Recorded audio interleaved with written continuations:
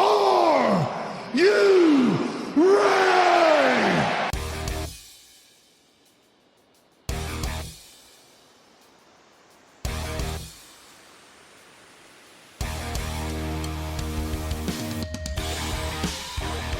This is the D-Generation Clix podcast with your hosts, Who is Ravage? Ryan Ruttman, Ravage. Hand me that bottle cap. Miles Kane, Hand me that paperclip. Grab that twine. Gum wrapper. Daniel Schwab, We Best friends. Asgard to Mouth, and Pete. Cause I'm just me.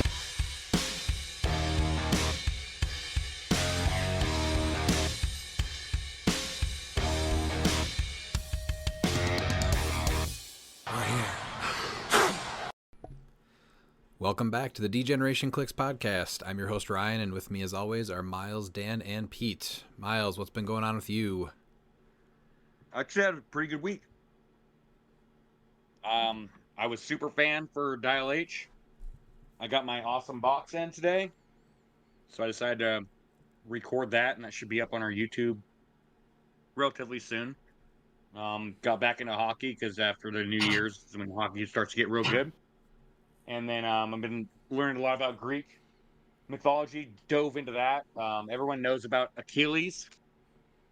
His mom held him by his heel and dipped him in the river Styx, but a lot of people don't know about Bophades. And his mom he was actually even better than Achilles. His mom held him by the groin, and so everyone knows about Achilles' heel.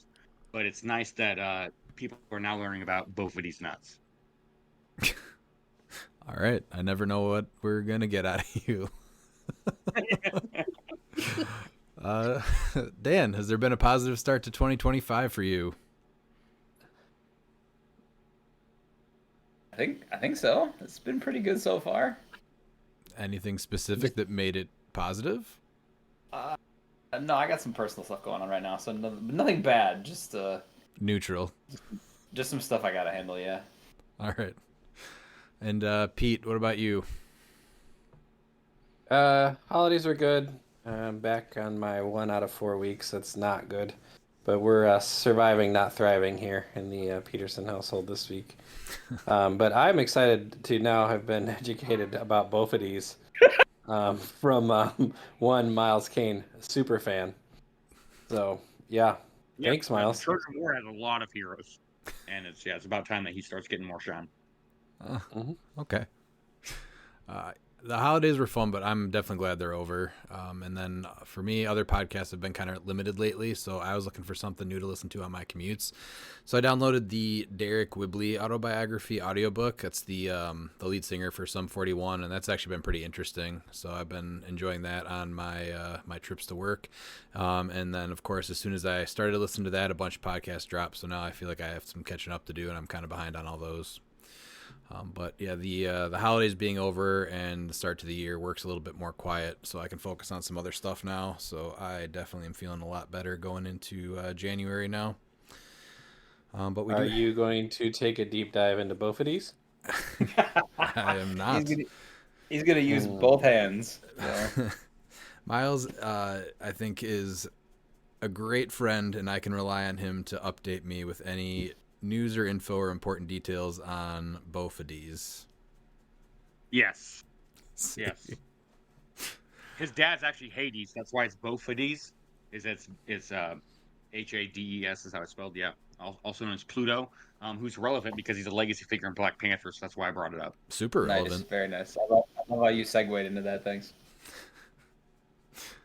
We don't have too much news. They did announce that Adepticon signups are going live this Sunday, the 12th at noon. And that's, Central Time? But the most important thing this week is... What would be fun? Pete, what do you got? We'll be referring to this as the Fans' Choice segment, Ugh. the Book Order Report. Finishing out last year, on December 31st, 2024, I was notified by our favorite local tryhard that he picked up in a tomb from Matt Looper and he'd forgotten about it previously. Way to stay on top of stuff, Bookwood. And then following up with that, he got a League of Super Pets. He also got a Balls of Fury legacy figure. And rounded out this week with a Colossal Sinestro. Does Bookwood know something? Probably not. Is he a betting man? Absolutely. Redmond, did he show up on Monday? Do you have any reports? Because I did not make it. I wish I did. He hasn't been there, I think, the last 2 now. So the last pounding that he got, I think, was a little bit too much, so he's still healing. Hopefully next week we can live stream some games where he gets beat a bunch. So It sounds like, yeah, he doesn't want to be getting beat again. So he's like, you know what? I'm just not even going to show up. yeah, just nursing his wounds. He'll be back eventually. So we wanted to focus on upcoming events for a little bit here. After a little lull in events, we're ramping back up here and wanted to get as much information out for those as we can. So the first is going to be the King of New Orleans event.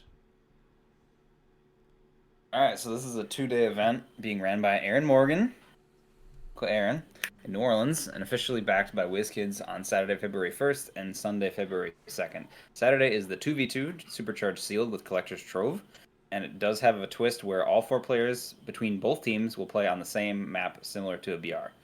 And I think it goes A1, B1, A2, B2, I think is how that goes, I think. Yeah.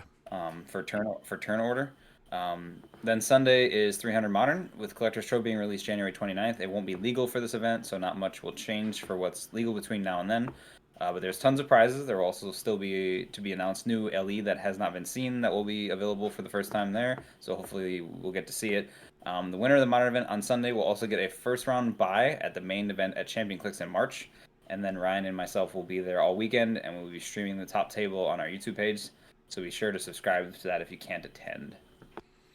And then we also have a bunch of Champion CliX IC regionals starting up. We do. We have them starting up January 18th at Highlander Games in Boontown, New Jersey, and also at House Rules Gaming in Kissimmee, Florida, January 19th. Dragon's Lair in Omaha, Nebraska, January 25th. The Sci-Fi Factory, Lake Worth, so appropriately named. February 1st, we go to the Comic Dimension in Greensboro, North Carolina, or as I've always known it, North Kakalaki. CliX Collective in Newark, California, and Uncle's Games in Redmond, Washington. Not to be confused with Redmond, Washington, which is a totally different town. February 2nd is La Boutique Tabletop in Quebec, Canada. February 8th is Atomic Comics in Artesia, California. February 15th at our own Coliseum Games in sunny and frigid Kenosha, Wisconsin. And I have a note here that if Collector's Trove comes out on time on January 29th, it will be legal for this event and the rest of the IC regionals. February 22nd, we're going to Gear Gaming in Birmingham, Alabama, War Room Games in Las Vegas, Nevada, and Heroes and Games in Columbus, Ohio. February 25th, the Pub Game Store in Mexico City. And additional information for people attending the regional in Kenosha, Wisconsin. The first 32 to register will get a Parademon participation prize. Top 8 will get the new Sky Cycle Hawkeye. Top 4 get Stepping Wolf. Top 2 get Deceased Black Adam. And first place gets a Black Panther Chase OP booster.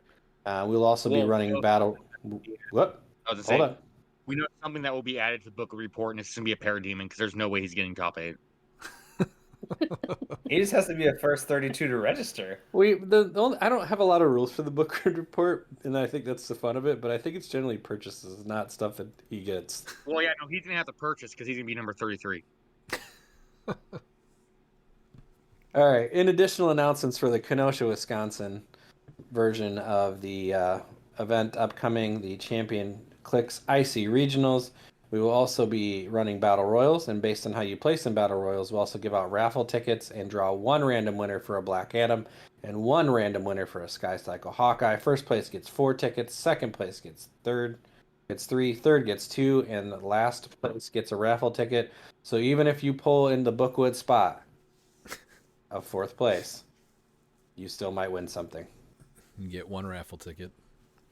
That part is unique to our events, but the rest of the stuff that you get for placing, that's at every IC regional. Miles, are you coming? Yes. Yeah. I'm not. No, I'm not gonna be able to make it out. I've been looking at the plane flights, and it's like $700 to $800 for a round trip flight. Sounds reasonable. Oh man. No. We also did finally get details on the events for Champion Clix, the main event in Orlando, Florida, Thursday, March 6th through Sunday, March 9th. Registration for the events and hotel block are live. Currently, Thursday is just BRs, and the BRs at Champion Clix are full brick BRs. So they're doing 8 boosters that'll be used to make teams, and then 4 boosters go into prizing for after the BR, and then you still draft all that, and then there's Connellies that are added and all that. So, because remember, the bricks going forward here are going to be 12 boosters, and so you open up 2 boosters, you make a team, and that's your team for the BR. So it's a little different, but everybody gets way more stuff when you do the BRs this way. So very, very cool way to do those. Then Friday is the 2v2 event again, but the rules have changed from last year. So this year it's called Alphabet Soup, and the rules are 400-point Silver Age. All game elements on a build must begin with the same letter. This includes the sideline, equipment, characters. This would also include tarot cards if you're playing them. Both players on a team must use the same letter. Extreme Highlander rules are in effect. Everything is unique unless specifically designed not to be. Message PJ Bolin or the Champion Clix Open official Facebook page if you need clarity. No figures over 200 points allowed. Teams must contain a minimum of 4 figures. Spirit of the game will be heavily enforced for this event. If you are attempting to break the game, find infinite loops, or completely unfair combinations, it will not be allowed by the judging staff. This includes, but not limited to, turn 1 wins, infinite combos, untargetable game states, etc. So initially, when this was first released this last weekend, I think everyone kind of assumed that the current silver rules would still be in effect. But then Lucas posted a team today that he said he would be playing if he was playing in the event. And it had both Scott Porters and Scarab. And so I think a lot of players kind of started to have some worries about the event. So the judging staff made a post defining the rules a little bit more and changed a couple of things pretty fast within hours. And here's the message that they added to that. So at Champion Clix Open, we value our fans and players above all else. Feedback is incredibly important to us. As a result, you spoke, we listened. Some adjustments and changes are being made to our Friday 2v2 Alphabet Soup event. Number 1, the restricted list is being placed into effect. This decision was made a bit hastily by PJ, our head judge, and we realize it's best this way. 2, all figures listed on the banned list are being removed and added to the restricted list. And 3, yes, ID cards are legal for the format, but must follow the lettering rules. For this event only, the Blackbird, X-Men Xavier School, and the Wanted poster ID cards will be legal, essentially all X-Men IDs. IDs are not part of the restricted list, however. You can play as many as you are able to. Maps must also follow the lettering rules. If your letter has 0 available maps, your team may choose a letter to use maps from. If your letter has 1 available map, you both may use it. There is no curated list. Any Silver Age accessible map is legal. 5, terrain maps or terrain markers don't have officially given names except those with cards. You can assume they do not have letters associated with them. 6, there is no Silver Age floor requirement. Having the floor would likely make several letters unplayable, so this will be skipped over. We apologize for the confusion and the changes this hastily. The main goal is to have fun. We wanted our players to have ample time to complete proper builds. If you have any questions, please ask. So personally, I think this was a great call to make this event way more fun. Otherwise, S was really just going to take over the day. I think it was thought that sticking to a letter would be enough of a restriction to remove the lists, but Silver definitely needs some kind of restricted list at the very least. So now everything is moving over to the restricted list where you have to choose 1 piece from it, and that seems like it should make more letters viable as far as that goes. And then also on Friday is the dinner. What is it? I think usually it's PJ and Scott that kind of host the dinner, and there's a charity auction. That's been a ton of fun every year, so if you're able to, definitely sign up for that once that goes live. Saturday is 300 Modern. Sunday is the 3v3 Team Sealed. The set has not been announced yet, but let's hope for Spider-Verse. And then the last one to go over here is Adepticon. All right, Adepticon. So last one we have to go over is Adepticon, which is it's right in our backyard in Milwaukee, Wisconsin this year. Days for the event are Thursday, March 27th through Sunday, March 30th. Thursday and the whole weekend is BRs and supercharged sealeds. Friday is a team sealed 3v3. Saturday is a modern 300, and then Sunday is the finals for modern 300. Last year these spots did sell out quickly, but with the quick sellouts they were able to add more spots. If you are able to attend, make sure you get your tickets early. As we said before, registration goes live Sunday the 12th at noon Central Standard Time. All right, so hopefully we will see a lot of you guys at these events. I think I will be at all of them. Which ones are you going to, Dan? All of the above. And Miles? Probably not any, because like I said, the plane tickets have been ridiculously priced right now. Are any of the even the IC regionals are pretty far away from you, huh? Yeah. There's one in California. I guess there is one in Washington, so there is a chance I can go to Uncle's games, because I love playing with my uncle. So there is a chance I can make that, depending on if there's going to be a carpool And potentially. Pete, what are you planning on doing? Friday for team sealed. I gotta find a team, and then probably Saturday, and depending on how that goes, Sunday. Likely not Sunday, knowing how I play, but definitely Saturday. Are you talking about Adepticon? Yeah, that's what we're talking about, right? Any of the events that we just listed?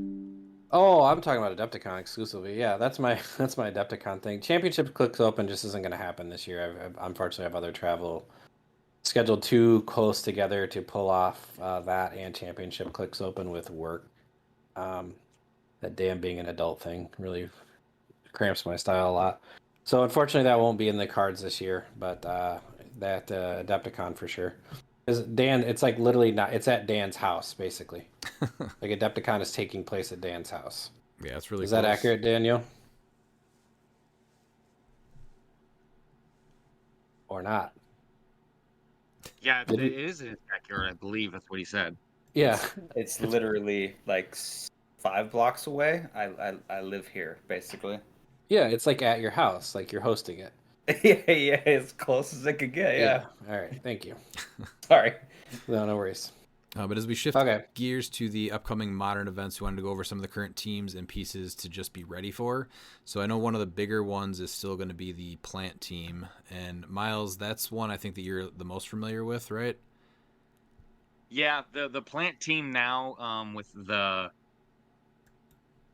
Michael Keaton coming out, you're gonna be seeing a lot more of I think Man Thing, you're still gonna see it just because you can put 4 markers on there, but you're gonna be seeing potentially at least two Ivies, I think, on all the builds that are gonna be placing high, with Beetlejuice being a thing. So Yeah, they're gonna have to shift because I think with them they rely on a lot of free actions themselves, so they're gonna probably switch it up a bit. there's a lot of teams that are playing multiples of figures, and so it's I have that team as probably my number 4, I think, for what's going to be played, just because Plants is not easily piloted. So you think that there's going to be more commonly 2 poison ivy teams or plant teams with 2 poison ivies?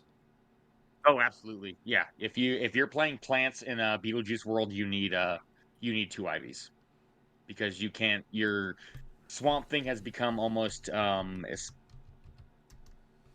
unplayable because of his freeze. Man Thing is still, I think, viable, just because you don't need that free place to make him good, and he still does make 4. But I think you're going to be seeing 2 or even 3 Ivies.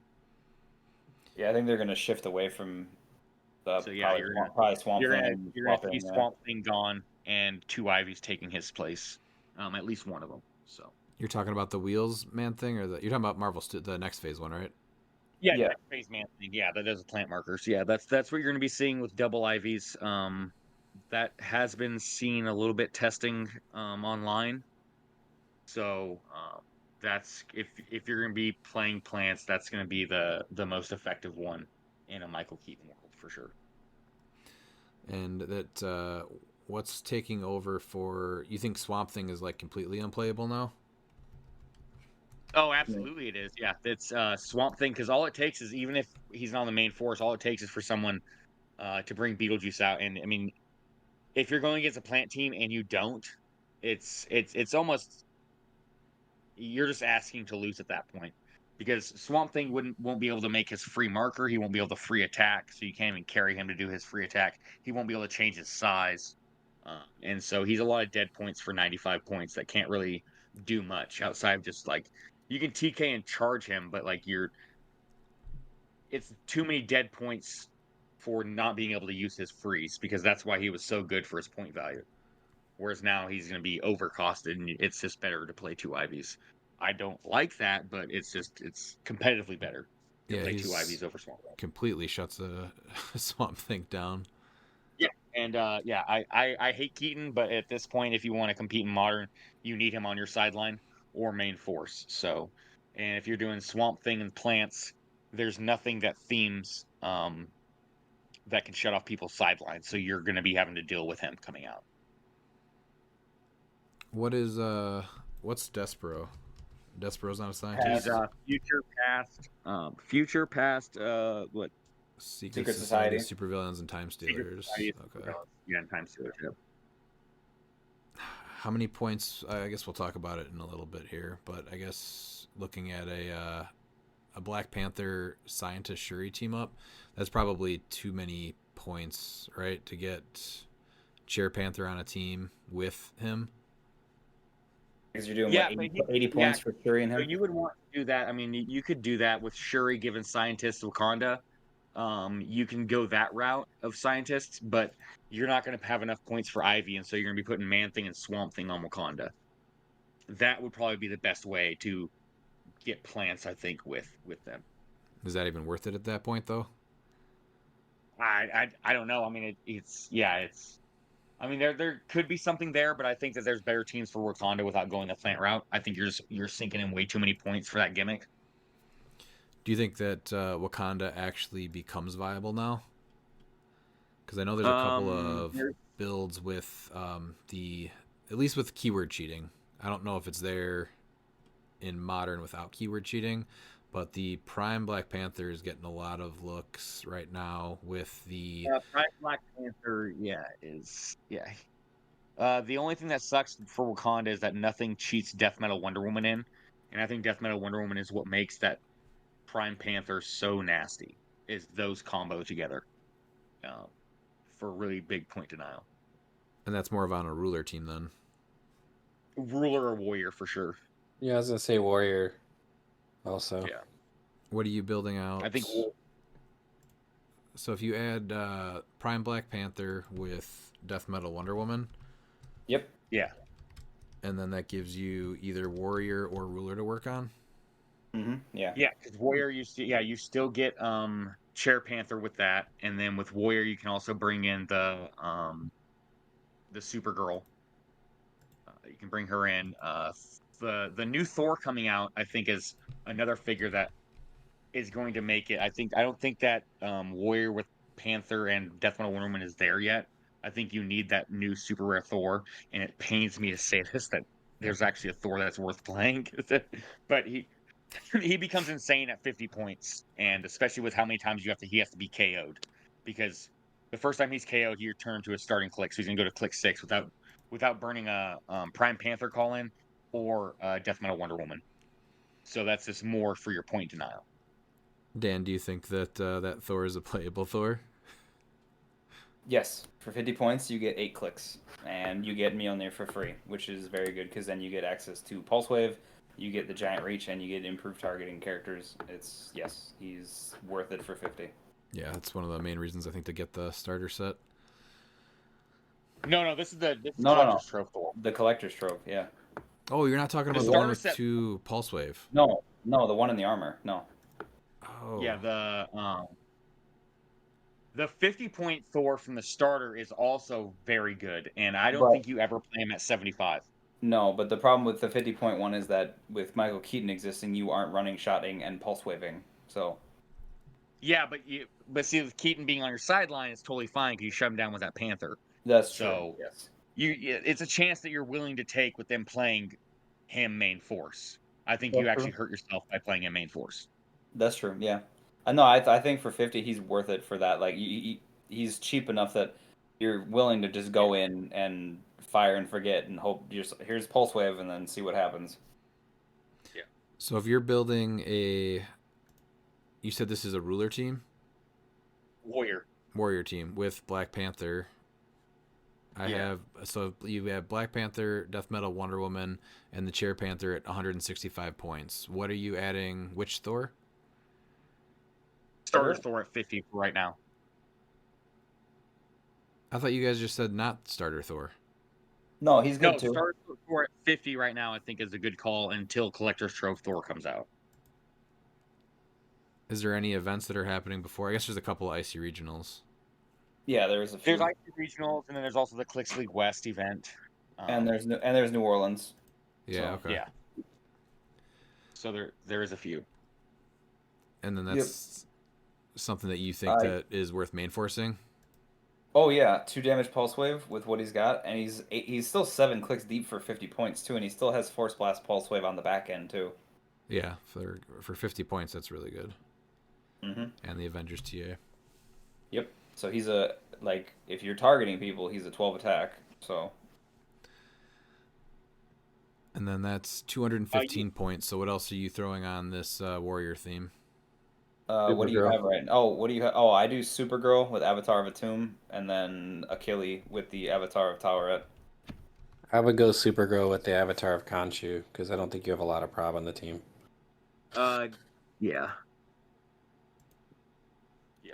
Atum is really good for her though with the bush because she can just run up, shoot some 6 away, and then heal.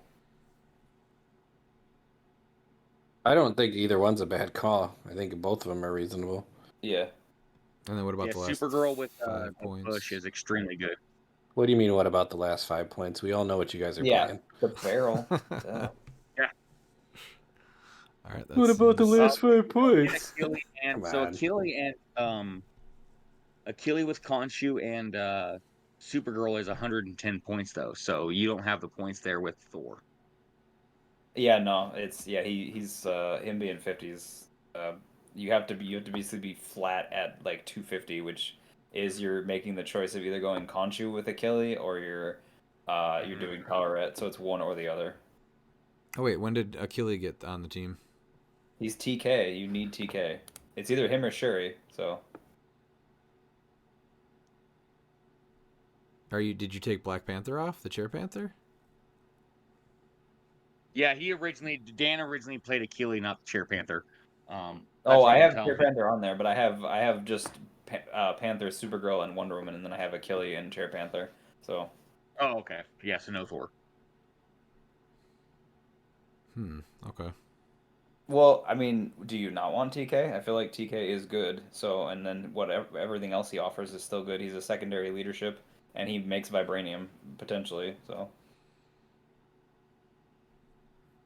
Is it? Do you feel like you can actually just withstand an attack though, and then somebody's just next to you, and then you can come back? Yeah. Without the TK. I mean, my version was going for more of an alpha with Supergirl, so I can go up with Avatar of a Tomb and be 6 range with her hypersonic, and then shoot through basically everything and hit something first. So I was being more aggressive with my build versus trying to just outlive everything. Okay. Yeah, I don't think TK is needed. I think that's the whole entire point of the Black Panther Wonder Woman team. I think that the entire point is that you can withstand pretty much any alpha, and then you retaliate. Yeah, with Supergirl and the Bush, that's a lot of healing, and then just being able to resurrect people between Black Panther and Wonder Woman is a lot. And if you're in that kind of a fight, you're probably able to just attack without needing the freeze or the TKs. If you were going to switch this to get Butterfly... What, for Ruler? Yeah, for Ruler. I think it's either Supergirl or Butterfly. Yeah. Or you take off Thor, and It's Thor with because you have 15 points left, so you have it's Thor a butterfly because you're gonna do Thor probably with trick arrows, and then it's Thor and trick arrows or butterfly. I feel like. So The butterfly is actually never mind. No, but you don't do butterfly because butterfly's not warrior, so no. No, you have to be ruler for that. Yeah, so I'm strictly looking at ruler now. So ruler gets you Prime Black Panther, Death Metal Wonder Woman, Cher Panther, and then as far as Thor's go, you're really limited. You're just the only ruler. No, you You wouldn't even. Yeah. For ruler. So yeah, he's off. Yeah. So, but if you add butterfly here, you're down to. You don't have much left. I think you're at what 215 or something like 220. 225 with those 4 pieces. Yeah. So, what are you adding beyond that to ruler? Kong. Yeah. So I Prime Panther, Butterfly, Kong, Death Metal Wonder Woman, and Cher Panther, and you still have 25 points left. So.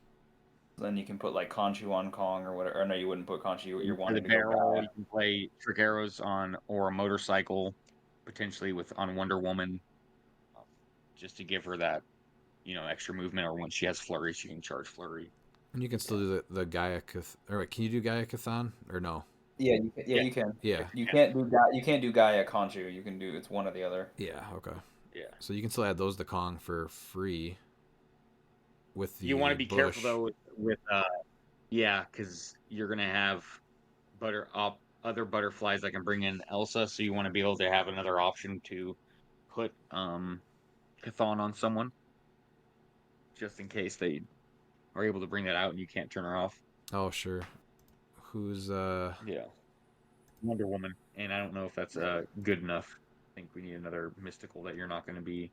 I guess you PJ Scott Pog just to put it on there, Chthon on there, just because you won't be really taking actions with him, so you won't take damage.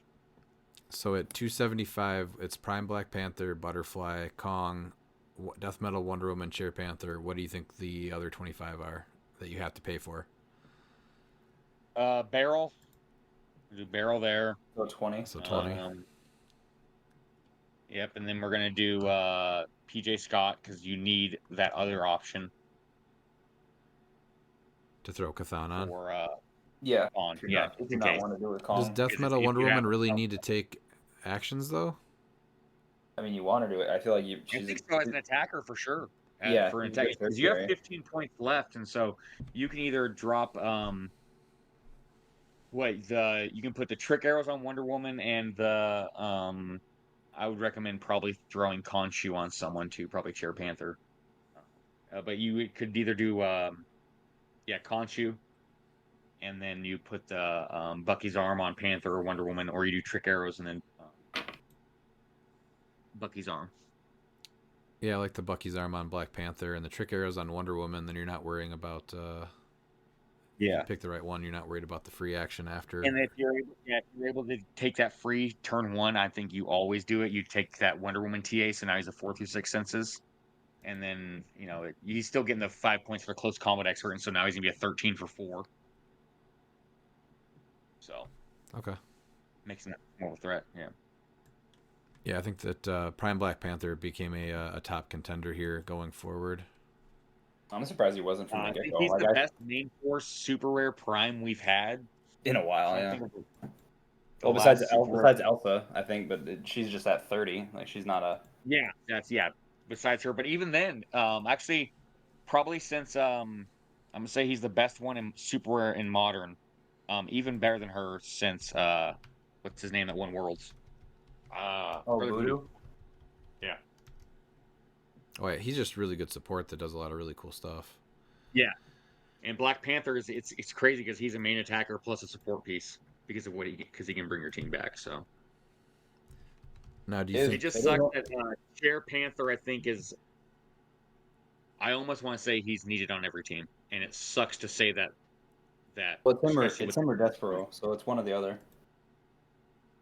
Yeah, but even then, Black Panther has better keywords than Despero.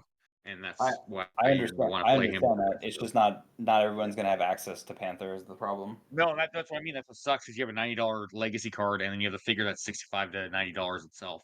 So you're talking almost $200 for something to stop a $20 Iconics. It's just ridiculous. Sounds reasonable. Yeah. It's a thing you can do, though. Is there a? I haven't seen as many people playing main force Beetlejuice though. Is that still as common? No, I was looking at the one modern event that we've had, which is the cliX League West, and he's only on the sideline. He's on the sideline of 7 of the 8 teams. And the only reason it's not on the 8th team is because it's not even available to look at. So it very well could have been, right? Yes. Well, that's what's weird. So if you go to the matchup here, it says it's on 7 teams or 6 teams, and is that what it says, right? Let's go meta, go to sideline. It says 6 teams. He's on a 7th because I have Jackson who won the event. I have his team, so he's on 7. And so yeah, the 8th team, we don't know what team it is. I'm betting he's on there as well. So and Prime Panther actually won that So he's event. definitely a top contender. Yeah. What can you go over that the team that won real quick? Do you have it up? Yeah. I got it right here. Yeah, it's Wakanda sometimes. It's Prime Panther with Trick Arrow, Butterfly, Kong with Khonshu, Chair Panther, Shuri, and Daredevil. With the nifty barrel and the heart-shaped herb on there. The one object I wish that he would have put, he put phone booth, but he said that the person didn't bring it, so he couldn't use it. Is I think the vibranium is actually almost 100% needed with this team, so you can get more of the vibraniums. But he has Shuri for the power action to take too, so I guess that's there a little bit. I guess his butterfly option was. you have a good chance of making one every turn with Panther. So Yeah, but yeah, it's you never want to bank on your leadership rolls even at 50%. Yeah, that's Dan. when you're in roll Not one. everyone rolls 5s and 6s all the time. Dan says 50%. we're gonna knock that up to 82.5. Seems Yeah, low. so yes, Ace, Major Logan, and Wonder Woman were the butterfly call-ins, and obviously you had Keaton there, Khonshu, and Kathan on there. Yeah. What was the theme So then? Was there a theme? It was Ruler. It was Ruler. Yeah, it was okay. Ruler. Okay. Yeah, Ruler. Yeah. Because Daredevil has Hell's keywords. Because I remember when Daredevil was the ruler of Hell, so totally understandable. Yeah, that was an unfortunate thing that never got addressed. What about the Prime Black Panther with the Shuri? Because I know that that's starting to pick up some steam too. Is the LE Shuri that works with? Is it Scientist? Yeah, I think that there could be something there. And she's only 45, and you can use her team up too, right? If you want to. That's probably something that is worth looking at. Yeah, because the team up's pretty good because she can Panther gains the other stuff that she doesn't use. I think. You don't even need the team up card. She brings in Per Degaton. Oh yeah, yeah, she does. So that right there is worth it. Yeah, actually. And the team up card, but it's she chooses a character named Black Panthers. So this actually you can't even use. Never mind, you can't even use her team up card because you need Prime Panther and Chair Panther. So never mind. Oh yes, you can't actually use her team up. That's sad. Team cards, yeah. Sad times. Yeah, there's I think there's only a few scientists that are mandatory when you're playing Shuri. I think if you play Shuri, you have to be playing Per Degaton.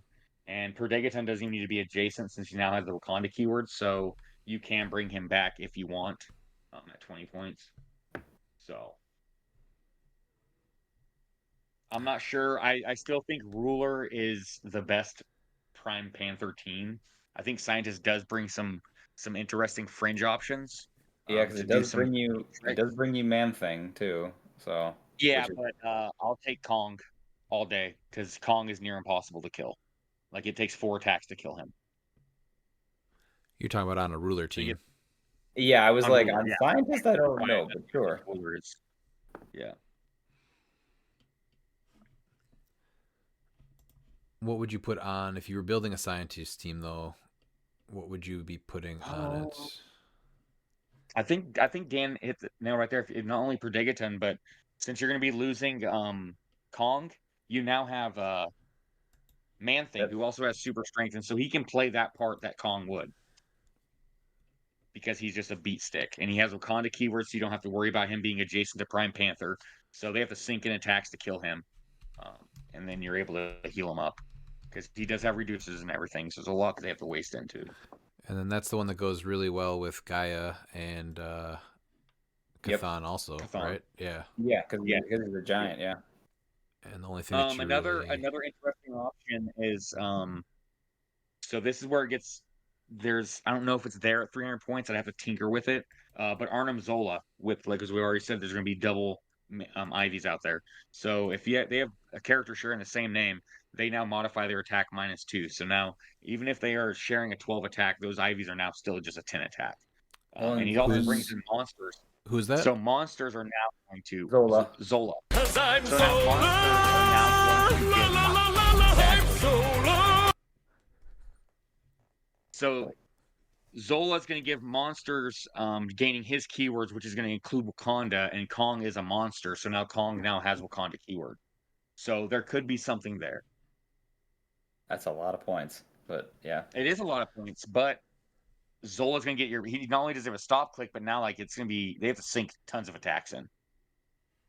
I'm not saying it's ideal. I'm just, It's a thing you can Yeah. do. I think and it's not that bad of an option. I mean, you're bringing in, you're going to be bringing in Kong. And I Kong now do has like Kong, the- now you don't have to worry about him being adjacent to Prime Panther to protect him.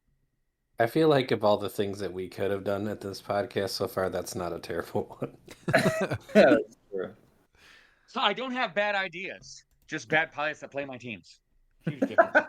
So let's just go back to the scientist idea that we were just talking about. And so the Prime Black Panther, Man-Thing, Shuri, Perdegaton combo here is 205.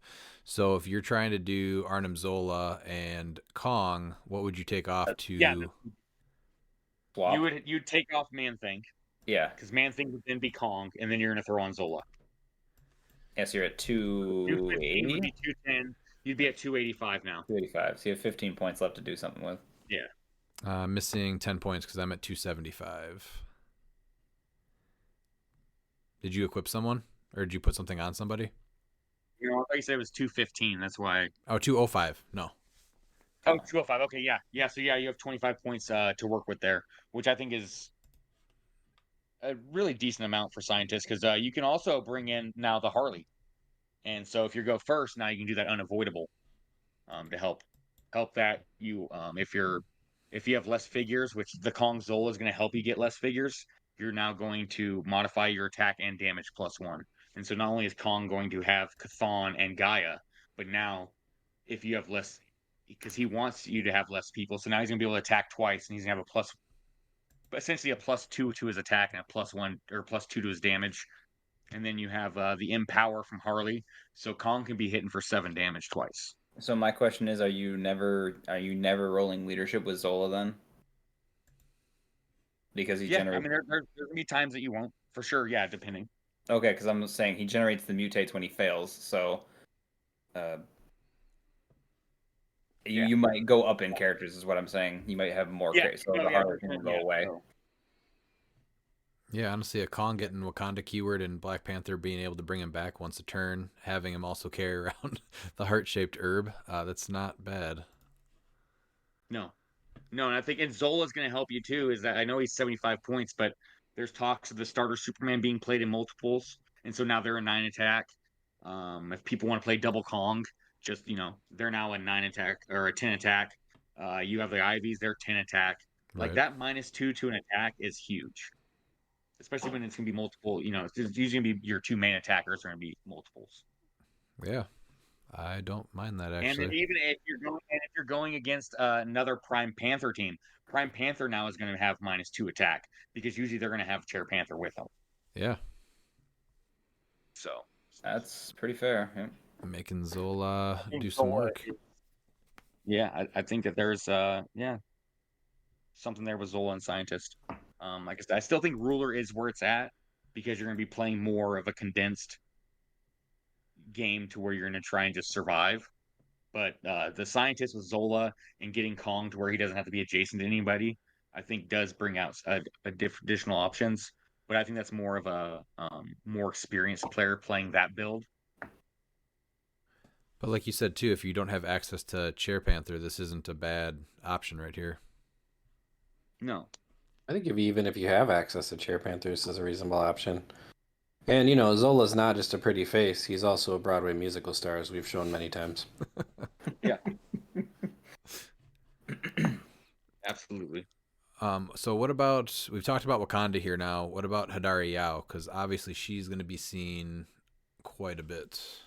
I feel like that's going to pick up once Collector's Trove is actually out. But until then, I mean, she's still good. But She only was it 2 weeks or 3 weeks of Silver States that she was legal for? I think it was only 2, wasn't it? 2, pretty sure it was 2. Yeah. Yeah. So what team is she making then?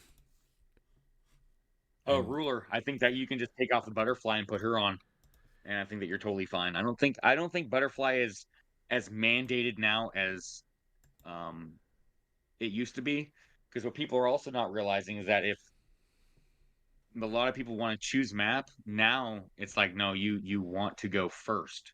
I think it's more important than choosing because map, you're shutting off because the now you're sideline. down Butterfly swaps. Yep. And so a lot the sideline's getting full with Gods, Chthon, and Michael Keaton, that some teams only have 2 Butterfly swaps. And there's going to be a world where you're like, you know what? I'll deal with Michael Keaton. I'm shutting off your 2 swaps. And so their Butterfly's just there. Yeah, that's actually a good point. Now, always 60 points on Hadari Yao, right? This is something that we've kind of talked about where 100 points not worth it. I think there is a world that 100 points is played, but I think on very specific builds for sure, because you're going to get that running shot, especially with the universal weapon to get her. So you're going to go all in on her at 100 points. I think, giving her the universal weapon for that pulse wave, on Ruler. I think that that's actually not that terrible of an idea. I think it's dumb that her damage power does work with it, but notwithstanding, um, you just get insane reach with that, and then your Panthers able to shut down their sideline, Keaton. So Well, yeah, because on Ruler at 110 with her, you still have Colossus at 80. You still have Chair Panther, so it's not like that's terrible to start with, and there's still Kong. You got some points to play with there a little bit. yeah, And now the tough question is: do you go Kong, or I mean, do you go Colossus, or do you do Prime Panther? Because Prime Panther now is able to keep that Kong alive, and that is, I think, very important that needs to look at, because they need to waste an entire turn killing Kong. So they waste an entire turn getting 50 points, because they're going to hit him to a stop click if if they do penetrating, and then they're going to kill him. And so then now he's going to heal. He's going to go back to a stop click with Prime Panther and then heal one. And so now they have to hit him to a stop again and then hit him again. So I think that there's a lot to do with. I think that there's a lot that you can do with Prime Panther that you can't with Colossus for survivability. I still think Colossus is the best 80 points, but if you have an extra 5 points in tinkering, I don't think you can go wrong with either one for Ruler. So before the universal weapon was announced, it was Hadari Yao for sure at 60 points, maybe with a motorcycle, right? Yeah. So if you're building her at 100 points, universal weapon is 10. You said you would go Black Panther or Colossus? Black Panther? I think Black Panther, because at this point, Hadari Yao is going to be your main attacker, and your whole entire goal is to try and keep her alive. And so you're going to be carrying around that Panther. What are you sticking with after that, Ruler? Because you said Kong. Yeah, I think you do stick with Ruler, because that's. I mean, you can also do Wakanda. I'm not sure if that's really great at the moment, but you could also bring in Butterfly with the Groot Pog, and you just Butterfly into Kraglin, so she gets that much more of a reach. So, Do you think? I mean, you're gonna be hitting your. What can you put on Ruler that has TK? Because I think that this is definitely, if you're doing Hadari Yao at 100 points, Shuri? you need TK. Yeah, Shuri, the 30-point Shuri. Mm-hmm.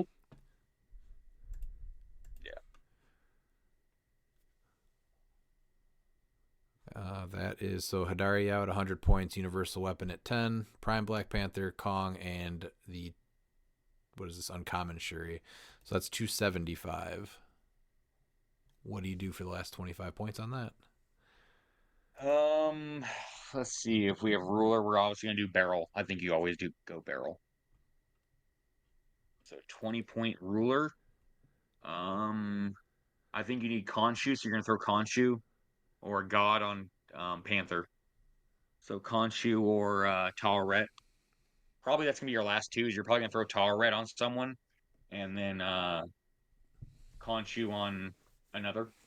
Probably Prime Panther gets Khonshu. Shuri's you're gonna give her Taweret, and then you're gonna put a tomb on your Chair Panther. What do you think about the Legacy Starro at 20 points with the barrel or no barrel with Solaris? No, never mind. 25 That points I'm not a big fan of.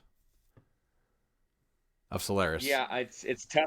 Yeah, yeah. Solaris is no, you don't play him at 25. Of Yeah, the you can go two, this. it would be Starro with the barrel. Yeah, If that's the two things you're looking at. Is that worth it, or do you think filling out the stuff you already have with more equipment or avatars is better? I think I more think equipment after or I avatars. think you need I think you need prop. Okay. Yeah. I think it's very important that you need prop, and then and I think Kyle Rett's gonna be your best bet for your other god because you're gonna get that support Yeah, and support and outwit another is huge. yeah. Uh, Is Dan it, saw it firsthand with my I had Kyle Rett on Perdegaton, and it's insane. yeah, I mean, it's also because he can just see through everything, so it's like yeah. can't hide It's from that. yeah. Green Torch, baby. He's gonna run the meta secretly. what about so right before Beetlejuice was announced, Black Lanterns were starting to kind of pick up viability or monsters with almost a full Black Lantern team. Is that pretty much? I think it's It's dead. pretty much gone, right? It's done. It's 100% dead because if the only time that you'll really ever get to take advantage of that is going to be, especially with Collector's Trove coming out, because not only do you have Beetlejuice, but like you can also then to stop the freeze, but they can still heal because of what's it called, Necron. But now you're gonna get that 10-point object, the Bloodstone, and they're dead. It seems No. like WizKids said, ooh, we like this, and then they've done ever since Notorious, they've slowly come out with sets that completely stop that team from working. That team's Black Lanterns just have never really had a time to shine. They just they're unplayable. It was close though, right before. No, it was very close. Yeah, there wasn't a lot of modern going on, but out here the West Coast, everyone was playing Black Lanterns and they were doing great. And then once Black So, Lantern Swamp Thing came out, that was like a huge piece they yeah, needed. that's what they did. And now, you can't do freeze, so now you can't make your grave marker, so now they can't even heal. So you don't even need what's it called the Bloodstone because you just stop them from making their freeze Beetlejuice. That was a really exciting month for Black Lantern enthusiasts. But Yeah, he I guess the only figure would be there's a few that on hit, but at that point I just think you're playing so far from behind because they're actually overcosted for what they do. Like you have to heal them above their starting line for them to feel like they're worth their points. I still think Wonder Woman is underrated for being a Black Lantern for what she does. Oh yeah, she's not bad at all. 45 points for that is, I think, really good. Now, do you think though that Black Lantern Swamp Thing can still be a reasonable piece if you don't go all in that healing gimmick at 75? Because he also did come in, what was it, second place in the event? Where is it? In the cliX League, yeah. cliX League West, yeah. It's tough. I think that he does, but he almost feels like wasted points because I mean, if I see a Black Lantern Swamp Thing, like I'm bringing him out. I'm bringing it because I don't care. I don't want him to make those grave markers. I don't want him to make me reduce damage, not be able to reduce damage. Yeah. And So it was He doesn't reduce penetration.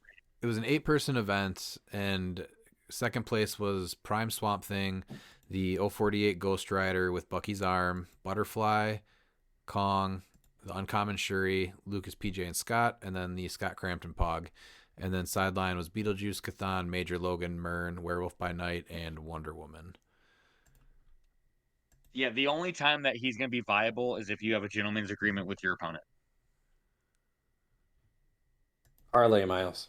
Single person's agreement. Parlay. Yes.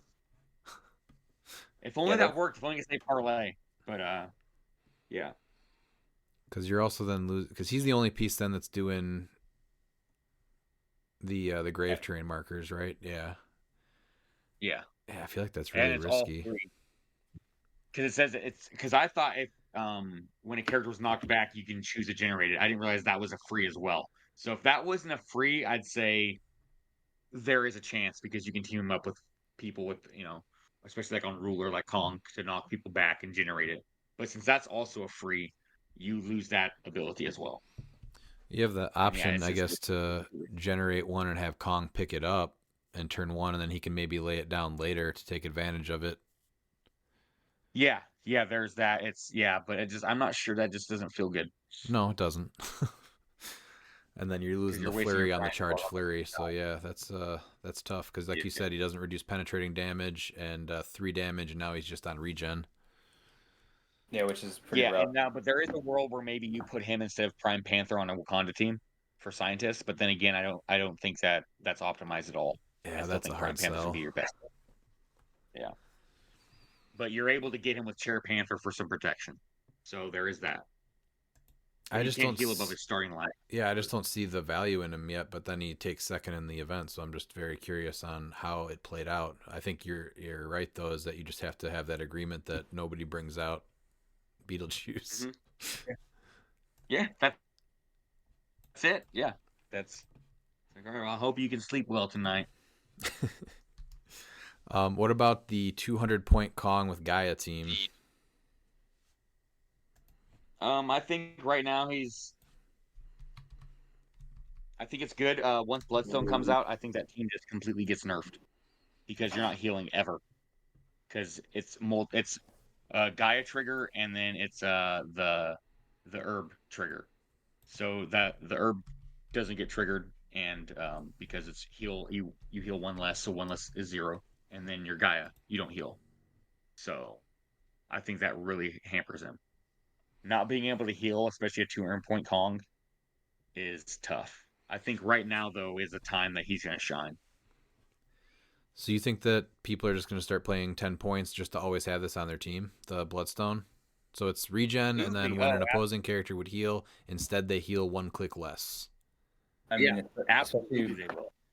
Yeah, I don't. so you team that up with a few of those Ivies or the Harleys. If you go first, it's done. Because now they're going to take 3 unavoidable, and there's nothing they can do about it. And you don't have to pay the 40 points for that Elsa to stop him from healing. Yeah, okay. They won't heal off that unavoidable. It's going to be a dirtbag move for sure, but it's going to be played. Teams like that are always played because everyone's looking for that. They're looking for that easy team. That's why they tried to get the Moriarty team to work. Right. But now the Moriarty team does work now, except you don't need Moriarty. You can just play multiple Harleys. Is there anything? You still do have to go first. Sorry, go ahead.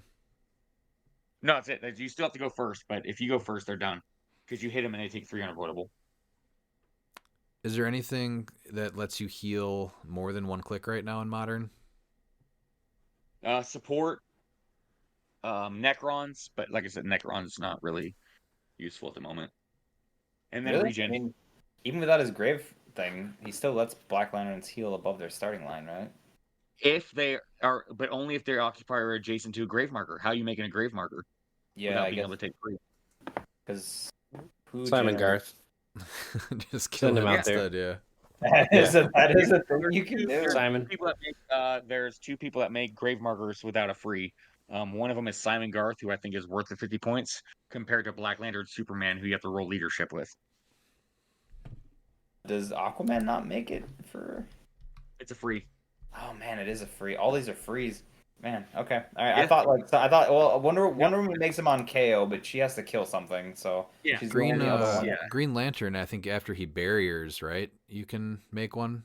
Is it free or it's just as after resolutions? Yes, you can generate a grave turn your name adjacent to one of the blocking train markers he's made. So yeah, you can. So that's not bad. And then that is a way around it though, because then you're healing. If you can KO something, yeah, you're healing 2 clicks with Necron.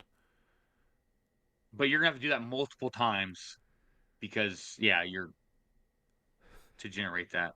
Yeah, it sounds terrible to have to barrier up to get one grave train marker. Yeah. That's the only thing though. So support and Necron for Black Lanterns. That's the only way to heal more than one click, right? Yeah, and then regen. That's it. Okay. Which then you're already in a not great spot. I guess any character with like obviously like flurry and steel energy. That's the only way you're healing like an extra click. Well, no, No, it's still one at a you time still though. heal one less. Yeah, it is still one at a time. Yeah. So yeah, you don't heal with flurry either. I was thinking to the Oh, that's what you were trying to get at was what goes above the bloodstone. Okay, gotcha. Sorry. Yep. Otherwise, I think the symbiotes that just rotated out would be if you already had steel energy, right? If you KO something or there was ways, but that's gone. So, and then what's is there any other teams that you guys think are super viable right now that need to be kind of watched, or that you know you're going to go up against at any event in the next couple months? No, I think those are gonna be your main ones. Your Prime Colossus ruler team, with the Mern butterfly. Um, and the good thing now is that I think Zola is going to be actually surprisingly played a lot because people are going to be worried about Mern being shut off from the sideline. And so now Zola brings Mern in. I know it's 125 points, but when you're going for that full attack mode, I think that now, especially with Beetlejuice being a thing, that people are going to go for that full attack mode. And I could see that being paid for 125 points. What do you think happens when Collector's Trove comes out? Is there anything that you guys are thinking that are going to be like game changers? Here's one. What do you think about the Prime Namor? I know that one's on some radars right now. The 200-point Prime radar. That's a really good 200 points. He's a good 200 points, but so the problem is the same thing as like I said with why a lot of Aquaman teams weren't winning in Modern. Is because people are using it as a crutch, thinking that it's going to protect them, and it's not. All it's going to do is just save you from an alpha for one turn, and it's really hard for a 200-point figure, even as good as he is, because it's really easy to get. He can at least start with the Serpent Crown, which does give you willpower, so that part is good. Yeah. So no, that is there. That can keep him going, so he can keep going every turn potentially. Yeah, it's especially so picking maps. So if you're going against this figure, you're 100% putting him on Brock's bunker because the elevated isn't the lowest terrain. So now that's not water, and so now it's going to be tough. So now it's going to be a game of attrition to where they're going to try and hit you.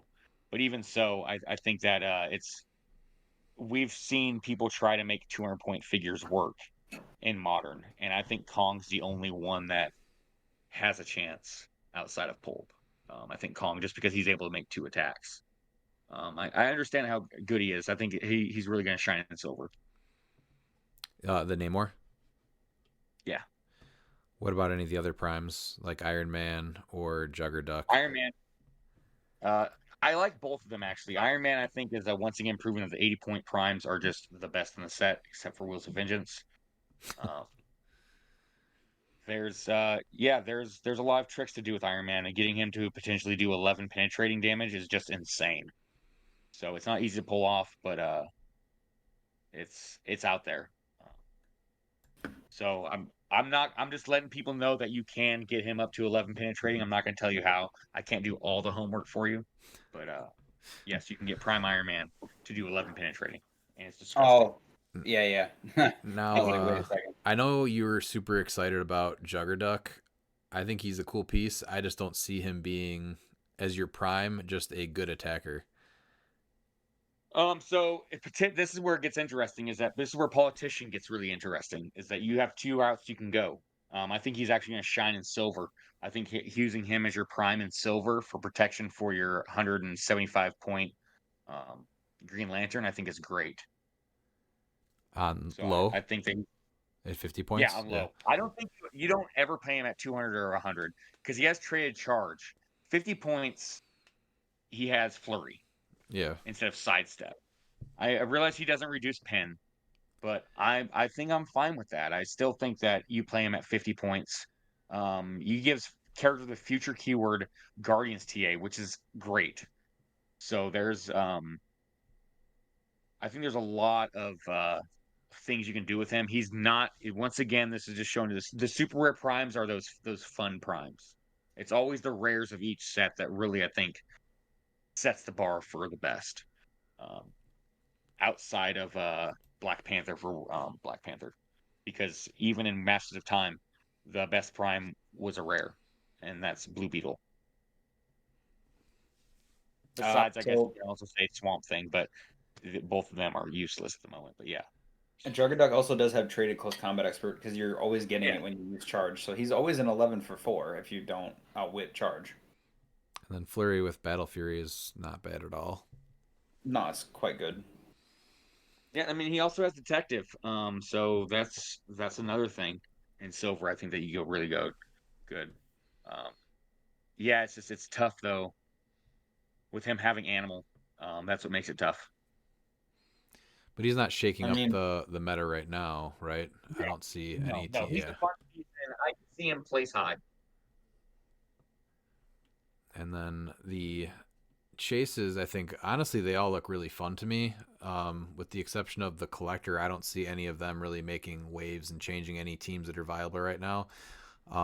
I think the collector is really interesting at 200 points, but again, he is shut down pretty hard by Beetlejuice. But yeah, the reason why you would play him, you can't play him now. Like it's 100% useless. And that's and without this is where it sucks. Is this is where the hit and miss is that like without Beetlejuice, like that's where it gets tough. Is like this collector would have ran the meta. I think they He's made. I so understand he's an cool. ultra chase, but I think there just becomes a huge problem where he's like, you know what, I'm just gonna take all these free actions and give him all these tokens. But I would be fine with that. I mean, it's only once per turn, and he's a giant, and I mean, he can just be nth metaled. So Yeah, I and don't it's know. power, so it doesn't Yeah. even work with running shot. Uh huh. So Exactly. So I don't know about that. I yeah, you can stack him up, but I just don't think it's that big of a deal. Like even if Michael Keaton wasn't the thing, I just don't. I don't know. He's very he's still, beatable. I think, yeah, but that's no, but yeah, he's unplayable. Like you can't do anything. You can't do the free to heal him to roll a d6 to heal half the result. You can't even do that. Yeah, you can't. It's yeah, Is it he worth just becomes. doing him at 230 point Chair Panther to try to get rid of the majority of Beetlejuice that you might see? And then only have 70 points for support? I mean, do you go Wakanda at that point and just bring in Shuri to make sure that you can do? That's what I'm wondering. But no, I guess not. Yeah, I I feel like mean, you need there's more support with him because this guy does so much. And if you can take away. so because if you put him on that team, you're able to get 65 points, gets you what's it called? So you have 15 points left because you're also going to be putting on Perdegaton. So it'd be Perdegaton, Shuri, and Chair Panther. I mean, there could be something there. You have 15 points left to work with. He's able to equip 30 points of objects. And then that So gives you. you're giving him It gives you two yeah, easily. TKs then with. Or wait, does that Shuri have TK? Or is that just one TK with Perdegaton? It's one TK with Perdegaton. That it's the uncommon that has TK, right? Yeah. Okay. And I think you give Perdegaton Tolerant. Okay. Yeah, that's Um, disgusting on him with that. Yeah. yeah. He already has prob, so it's not too you're not too worried about that. But yeah, I mean you're giving him motorcycle. You're probably gonna give him um a 5 point object, so something like what probably the 5-point object that you get with the what the heck is it? It came in the booster. What's it called? The What? Etheron armor. Oh, You're really? about the And it gives them, yeah, it gives them flight. Yeah, 100%. It gives them flight. And then the last 10 points, you can just give him the Bloodstone, or you can give him the uh Well, why you would? Why would you not just give him the? I mean, he Hardy's a colossal, or is he giant or whatever? Like, he's a colossal. yeah. Why? I guess he already has basically that. I guess he does, yeah. Yeah, that's true. You could just give him a bike, and then your 10 points for the Bloodstone, and then what? The Bucky's arm. Yeah, I mean, yeah, you can do the Bucky's arm. I was just thinking about giving him flight. Because then he can carry people. I guess Oh, he can carry people anyway 'cause he's colossal, so What about universal weapon and Bucky's arm? yeah. That could work too. Yeah, because you just give him pulse wave or something like that. But yeah, I think motorcycle 100% because you want to give him the motorcycle for super senses. Oh yeah. Yeah, the double rollouts top dial is going to be much better to keep Yeah. him alive. And that comes with charge, right? So then he would get, Yep. He'd get +2 And speed. plus 2 speed. Yeah. and then close combat expert. If you're charging, then you're a 13 for 5, which sounds way Yeah, you better. can choose to give him super strength. Yeah. So now he's gonna be charging, 6. So you might be able to actually you make him TK work. it. Yeah. I mean, 30 points of equipment. Yeah, I Yeah. don't see why not. What about the super rares coming out? I think they all honestly look like a lot of fun, but I don't think anything's making. With Beetlejuice, nothing. Yeah. It can't. I really like the Juggernaut. Thor is good and does not get Juggernaut messed is up by like the Beetlejuice. better version of the House of X one. Yeah. Not really better, but cheaper. He's a budget version. Yeah. He's not the same, but he's definitely, yeah, he's very good. But you're not changing. You're not making any teams based off of anything else, I think, right? It's pretty limited. And I have like Thor's, Thor I think, the and best like figure, and it's crazy to say that. And that includes Prime Namor. I know Prime Namor is gonna see some play. He's gonna definitely see some fringe play. But as a whole, if you're looking at like the best super rare and what's gonna be played on more teams, I think Thor brings a lot more to the table at 50 points than Namor does at 200. Now, Dan, would you play him Thor at 150 or 50? no way playing with 50. The 150 is a trap. Okay. Are you building with him, or are you just like Thor, so he's a piece that you want to get? No, he'll be on a team. Like he has good keywords. He's got deity, mystical, warrior. He's got 3 good keywords there. Even armor, if you want to go the whole Camelot route. So, Sure. But he's 8 clicks for 50 points that you have to kill twice, and he gets Mjolnir for free, and you can use the 5-point card to do his trick with it, which is pretty good. So, and none of that is affected by Michael Keaton. So he just does stuff. Pete, is there anything that you're looking at, not including like equipment, but any of the super rares, the chases, the primes that you think that are gonna either be something that you build with or that you are planning on seeing in the meta at any of the events? Mostly building around Hadar Yao and different versions of that team.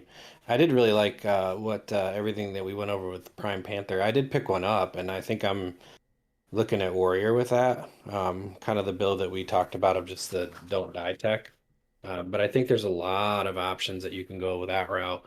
And I didn't even start looking at the ability to play it with the OP kit, Shuri, right? Where Right, you're yeah. cheating on scientists. Dude, that sounds wildly fun. Like, yeah, it just sounds amazing. And anytime you get Arnim Zola, Broadway superstar on a team, I feel is just a really underrated experience. So. Is there anything Yeah, that you think that is going to be brought into it, though, with Collector's Trove? There's nothing that's going to change what you're doing, right? I think it's all just equipment for me in Collector's Trove so far. I think Beta Ray Bill has something too, especially with like Miles and I have talked a lot about, Miles mostly has talked a lot about that POG, the group POG, handing out Guardians and ways of like helping protect against Pulse Wave and stuff. I think there's definitely stuff there with Beezer Miso Takalak and that Beta Ray Bill. Other than that, though, that Thor's really cool. I haven't dug into Collector's Trove yet because we really haven't done our set review. So I'll be honest, I'm not that in. Past the equipment, I'm not super into it yet. So. Okay, that's fair. Yeah, we'll be starting the set review pretty soon here. I think we're only missing one chase, and then whatever's in the chase OP boosters. Did we get all the equipment yet? I think so. No, I No. don't think we have. We only have one bystander and one equipment from the chase boosters revealed so far. Yeah, but Oh, okay. as far as the inset ones though, it's goes 1 through 8. So we're probably Maybe we're missing one chase, but I think all the chases come with one shots. yeah, okay. So we're probably only Yeah, getting 8 pieces of equipment, and then the rest of the equipment is going to be bystander tokens. Yep. Yeah, and that's pretty much especially with the news of the Lantern Legacy of that having chase boosters with the equipment and rings in it. So yeah, that looks like that's what they're doing now. It's going to make it harder for people to try and get equipment because they're as if they were cheap already. Yeah. All right. Is there any other pieces that you guys wanted to add into this before we move on to listener questions? Yep, 2 legacy figures, Oh, yeah. What do you got? Molecule Man and Collector. Even without his freeze, Collector starts with an equipment for free, so you can give him the motorcycle to give him running shot for movement attack. So, and then Molecule Man is poor man's Hadari Yao. Yeah, the Molecule Man is neat. What about Nick Fury? Not good I enough? was gonna say, Balls of Fury not good enough there. He's literally just a souped up version of his old card. So Yeah, I don't know. I don't have him, so I'm not hyped about it. Okay. One figure I was hyped for that sadly I guess you can get him on Wakanda since he does have Soldier and Warrior, but is the Legacy Captain America with the Pogs. yeah, I he think was that's kind even you get him with Wakanda, and then you also get Falcon Red Wing, so you can just also protect your Pogs. On a what team you said? On Wakanda because he has Warrior and Soldier, so you can use the 40-point Captain America to get him onto Wakanda, or you can put him on Warrior. Oh, okay. kind of a letdown for 75 points though. Well, no, with the Pogs, he's 100% worth it. But and then not being able to use his free attack, like that's huge. Oh, he can't even generate the Pogs then either because that's also a free. Yeah, I think that Beetlejuice obviously hurts him quite a bit. At first, that 75 points is really expensive on the Captain America, but then when you actually look at everything that he does, if he's able to do it, I think is worth it. But it's too easy to shut him down. So. Yeah. All right, did you guys have any other pieces you wanted to add to that? No. I don't think so. I don't think so. No, like everything else is just like it's cool stuff, but it's not. I don't think it's gonna like break into like meta, really. At least not yet. All right, well then let's get into listener questions. Your ass better call somebody! All right, we did not do them last week, so I'm excited to get back into them. Let's start off with Benjamin Umansky. What is the best starting point when building in competitive modern? What should you be asking yourself or considering the most? So me personally, I always start with a piece that I just want to play because to me that's the most important thing is just finding fun in playing. The team has to be fun, and then as I'm building, I just keep making sure that I have answers to know or to what I know I'm going to see, and then I start looking at potential themes for the keywords that piece has, and then if it doesn't check those boxes, then I either go off theme or I just start building with a new piece. But I think the first thing is that I have a piece that I want to play is where I start. Miles, what about you? Yeah, that's exactly where I start. And then I figure out if that piece is viable or not by figuring out how does my team lose. And I know a lot of people don't know how their teams lose, but you need to realize you need to in order to know your team's strengths, you have to first know what its weakness is. And a lot of people have that. That's why it's really hard to play test against yourself because you're going to have that mentality where you're always going to have that personal bias towards your team, and you're like, my team beats it, no problem. And you need to understand like what can get it. How does it handle an alpha? And never ever depend on your rolls. If always assume your attacks are going to miss. Never go into it saying, "Oh yeah, my team's going to make all my attacks." Yep. Don't do that. So yeah, that's where I go about that, and then I try and figure out the meta. So like right now, Michael Keaton's a huge deal, and so a lot of figures I want to play. The swap group, for instance. Nope, he's just going to stay in his display cases because he's never going to see play since he can do a free. And right now he doesn't theme with anything that can shut down the sideline.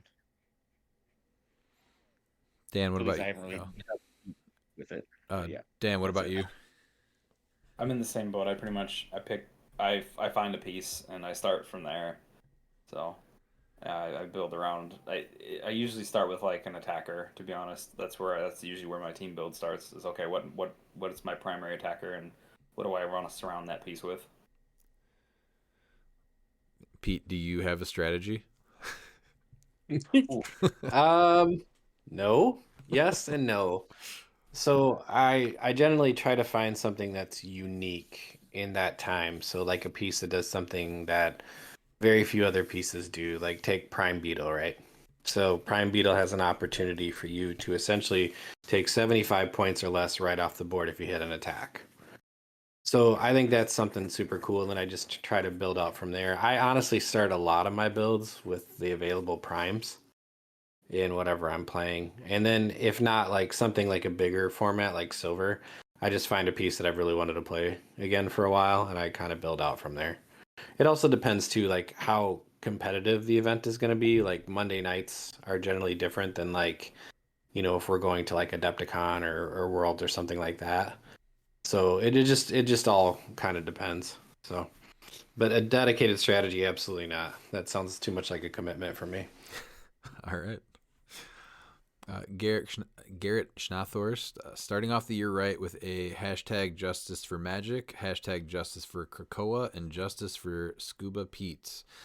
I think Scuba Pete's dead, but I would like to say that we should start a justice for magic campaign when Silver ramps up again and get her unerrated. Listen, Scuba Pete hasn't been heard from. He took a trip, and it's not looking great. But I'm not ready to pronounce him dead yet. We'll see what the future holds for Scuba Pete. Right. Well, I actually heard that Scuba Pete was hit with some mutagen. It's a strange time for Scuba Pete. Yeah. Now that that's out of the way, just received some updates for Lantern Legacy. Thoughts on what we've seen so far?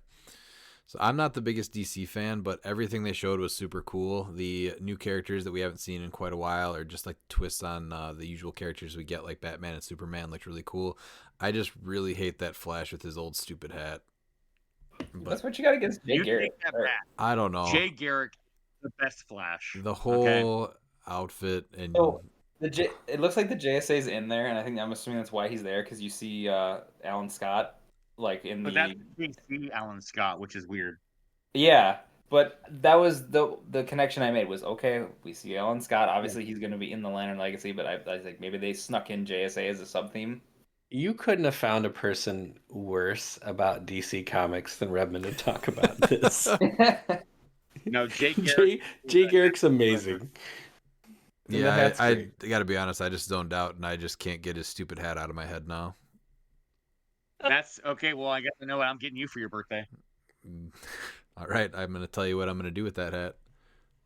Yeah, you're going to wear it. I'm going to take a big old dump in it. I was going to say it looks a lot like a latrine, but he's for sure crapping in it. Yeah. Before you wear it, I mean, that's all on you. I wouldn't recommend that. It's something you can do. Nah. Hit me up with that Champion Clix info. We did go over a lot of it, so I hope to see you there. I know you're looking into it right now, so it's you will not regret going. It's an amazing time. Yes. Started figuring out what you're playing for Icy Regionals, Adepticon, or Champion Clix. I was kind of looking back into monsters, but like we said earlier, I think Beetlejuice kind of just kills monsters at this point, which is unfortunate because I really wanted to play that. I even picked up a Black Lantern Swamp thing to try to start building with it, but I think I'm going to try Blue Beetle still, see if I can make that work and just go mystical. So there's so many events to build, and it's going to come so fast that I got to make a decision though. So I'm starting with Blue Beetle, and I'm going to go from there. So how are you gonna shut down the sideline with Blue Beetle? Yeah, I'm gonna see if I can just do it without it, and if I have one on my sideline, maybe we can just agree to not bring him in. I like that. That's a good idea. I have no idea what I'm playing. There's a team that I really want to play competitively. I've tested it with Dan. Green Torch with Broadsword, playing him at 150 points for a pass theme with Despero and Motorcycle to give him that running shot for moving attack. The Legacy Vigilante with Trick Arrows, Perdegatum with Avatar of Taweret, the Weasel Pog, the Lucas PJ and Scott Pog, and Scott Crampton. It tested really well. The Ares Bomb with Green Torch is hilarious since he has super strength and 4 printed. He's doing a minimum of 3 damage with knockback. And so there's a lot that you can do about that, especially because, my Blaze rolls are just horrible. And so the fact that I'm like, okay, well, I'm going to do 3 damage and knockback is great. I think Green Torch is probably, especially because he doesn't have animal keyword and they better not give it to him because he's an alien. I think he's actually the dinosaur that has the most upside outside of Ultra Humanite. I like Green Torch a lot. Yeah. Is that what you would play then if you do get to go to the Icy Regional? Potentially. I'm really stuck on like full comfortability because like I just it doesn't have a full map alpha, and so it plays more of a defensive. And so like if I lose map, like I'm not sure how I'm gonna deal with that. So it's yeah, I'm like 90% sold on it because it can win in some situations, but I'm not sure where the meta is right now, and so it's really hard for me to know if this team is good or not. Because I like to not really counter build, but I like to know what the meta is so I can be prepared for it. And I think this team is one of those teams that needs to be prepared for the meta, not just show up and be like, okay, let's see what we're gonna play against. It's just really hard so going much into people. this. There are so many events coming Yeah. up here, and then this lull with the things that are coming out. You don't know how things are going to shape up. It's a very weird Yeah. time.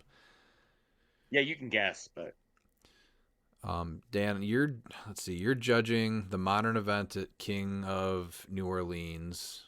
You're judging Yep. our Icy Regional events. But I'm you're still going going to practice though. okay. So But you're going to the next one that you're going to play in. Are you going to Champion Clix? You said. yes. Yeah. But the next event that you're going to go to is Adepticon that you would play 300 Modern in, right? Yes. Yes. All right. So what would you play, or what are you going to play or hoping to play at Adepticon? It's either going to be Warrior. I really like Supergirl. She's amazing. Her ability to just shoot through everything is highly underrated.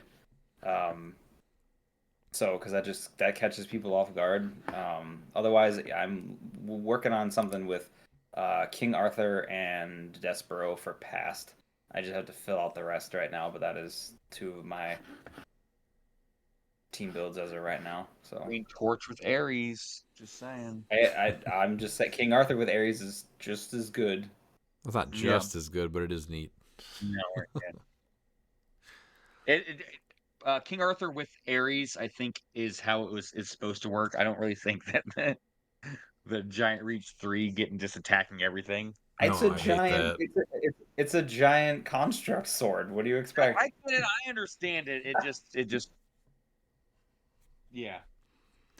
Yeah, I understand it's once per game, but it's game changing for sure. It is. Pete, you're doing what next is Icy Regionals for you, right? Yeah, IC regionals. We got the monthly coming up, but I mean that's a different thing. But then IC regionals, we're going to Adepticon, and I'm not. I really need to learn to stick with a piece and play it for the 2 years that it's available in modern. But I have really bad clicks ADD, and so that does not work out for me. But I'm mostly building around Hadari Yao at this point, honestly. Even without the universal weapon yet available, I still think she's phenomenal. So that's kind of what I'm doing at this point. And mostly looking at a lot of non-theme things, but if I was going to play theme, I would join Young Daniel and look at Warrior. Okay. Then we have William Day Roker. Through 1,711 games of silver, the player that goes first won 56.8% of the time, and through 323 games of modern, the first player won 59.1% of the time. Does that win percentage feel fair, or is it too high? Miles, what do you think about that? I think that's just fine. I think going first it does have an advantage, but I usually prefer to go second. And like what at the Clix League West event, I went second in 4 of my 5 games, and I went undefeated. So I just think it's mainly depending on the teams. I think that you have a lot of similar teams being built, and a lot of teams are built to go first and not to go second. And I think that's where the discrepancy in it goes. Because I think there's plenty of teams, and this number could change, especially with the Prime Panther just a point denial team. Yeah, I agree with you. I think it's fine as long as maps like Brock's Bunker and the Mansion exist. I think that's really the big thing. Is with small maps now, we need the indoor ones just to kind of help. But I prefer to go second as well. I think some of the numbers might be a little skewed because the person going second and picking map, I think, is still a skill that I don't think is talked about enough. Very frequently, you hear the person that lost say one of the main things they would have changed is the map they chose. So I think, if you're going second, that's the big reason that you're doing that, is to pick map if it was your choice. And to me, and Miles, you're saying the same thing. It's a choice to go second at that point, right? Absolutely, yeah. I build a team. When I build a team, I build it to go second, and obviously have a if I go first. But if you build to go second, then it's a lot easier for you to set up on maps. Because I would prefer to pick the map and go second, and for that Yeah, reason. that's So, exactly it. and I It's a think, lot easier to placement test your team because you're going second, so you know what maps you're going to pick, and so it really you don't can just test on each side of the map, and you have 3 maps, so it's really easy to get that set up. yeah, Interesting. See, I usually just end up, if I win initiative, I just end up going first. Because, like, the biggest thing is for me is how my team plays. And I can usually accommodate whatever map I'm getting put on for the most part. what do you think about the percentage with the way that the rules work right now? That feels pretty fair. It doesn't, that, to me, like, like a pretty close to like 60-40 split is not too bad, to be honest. That's pretty good. Yeah. So, Pete, do you have opinion on that? No, I think it's a great point. I think it's a very underrated skill, being able to look at your opponent's team and immediately decide what they're going to try to do to you and then pick the map. I think that's a phenomenal point, honestly. yeah, it's something that I definitely don't do enough of. It's more of just, I just try to accommodate what's I think is coming at me. Mm-hmm. Well, and I think a lot of Clix players are so offensive and Alpha Strike heavy in their thinking that that plays against that type of thing, of kind of playing from the idea that you're not going to hit any attacks this whole game. So, which can happen. So, yeah. And it has. All right, then Paul Cote, Trigon's Underworld Tyrant trait isn't protected Pulse Wave. Is starter Thor with 2 Pulse Wave damage worth a slot on your Butterfly sideline? I think he absolutely is. That's the main reason to get that starter set, is the 2 damage Pulse Wave Thor. I like him a lot. Yeah, I think that Pulse Wave I think that's really going to hurt Trigon because it's not protected Pulse Wave. I think him at 200 points is where it's going to be more problematic because you can protect him from Pulse Wave. Yeah, you just pay 5 So- points for PJ Lucas Scott, or you pay 70 for But then even though they get toughness, Thor's still going to kill them. Oh, So yeah. regardless, but yeah, there's still I think people are really sleeping on Beezer, Mikatakalock, and the group Pog, especially with the Universal Weapon and Hidari Yao. Like, I will scream until people start you understanding how good that combo is.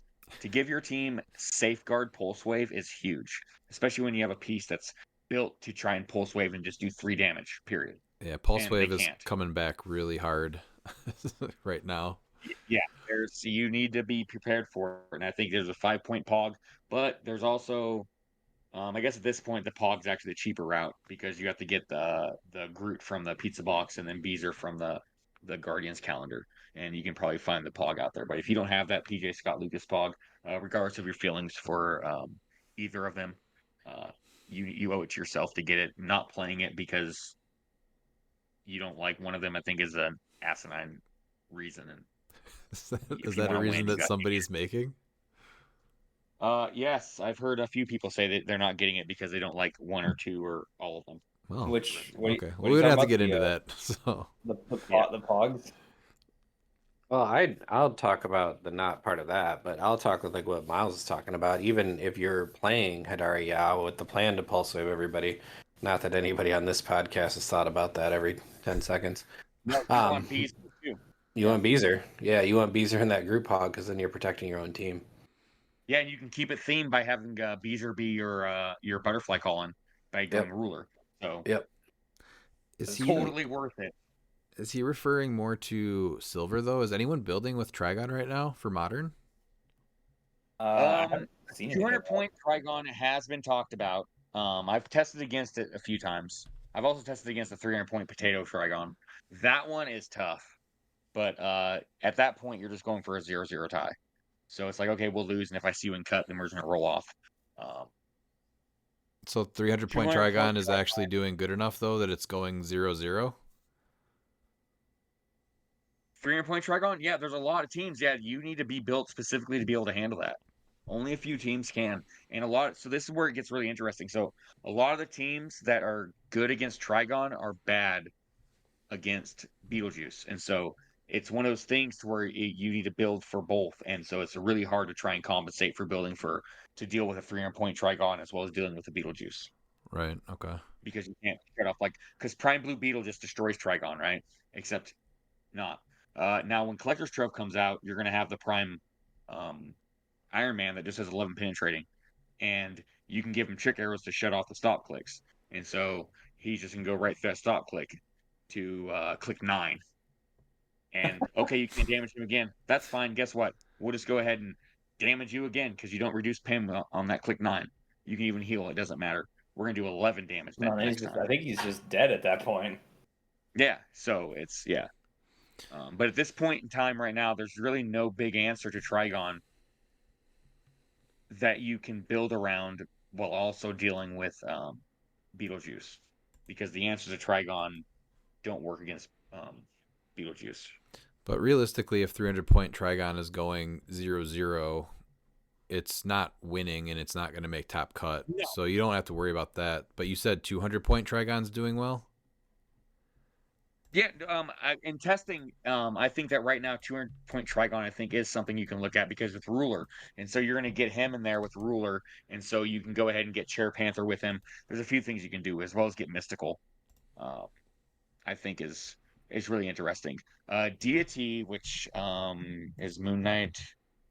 I don't know if Moon Knight has. I guess Mystical you can go there because he doesn't have Deity. Yeah, but he does have Mystical. So I guess if you want to go non-theme with Trigon, because you can give him a motorcycle at 100 points as well, but with the swapping of the Moon Knights, but you have to be able to hopefully shut off a Beetlejuice. So there's still, yeah. Okay, yeah. I haven't heard anyone building with him around here. So that's interesting. No, I just think it's one of those things where you're gonna have a newer player in there, and I'm all for newer players playing in events, and I think the same thing with 300 point Kong.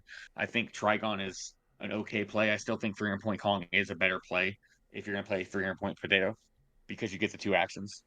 Right. He has 1 target, so like a Trigon against the Prime Panther team, Trigon will never score any points because he's not gonna be able to kill anything because he gets 1 attack. All right.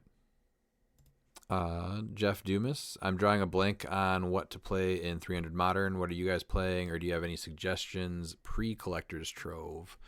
I think, what I mentioned, I'm still doing Blue Beetle, and then if that doesn't pan out, if I didn't mention it, I think Prime Black Panther, like we were mentioning before, it has a bunch of options, and I think that's the cool thing about that piece is that if it doesn't play the way that you want on the team, there's so many other ways that you can play it. And I've played Prime Black Panther a few times, and I think, Pete, did I play you against you with him too? I haven't played against him yet, no. No? I thought I played against it at one of the events. Didn't I play him on the Warrior team? Or maybe that was just the super rare against you. But I The played him super a few rare I played times, against. and he's a lot of fun to play. And when you have the amount of options he has and the keywords that you can build with him, I think he's top on my list to run with for quite a while. Did you guys have anything else you wanted to add to your 300 modern teams pre-Collector's Trove?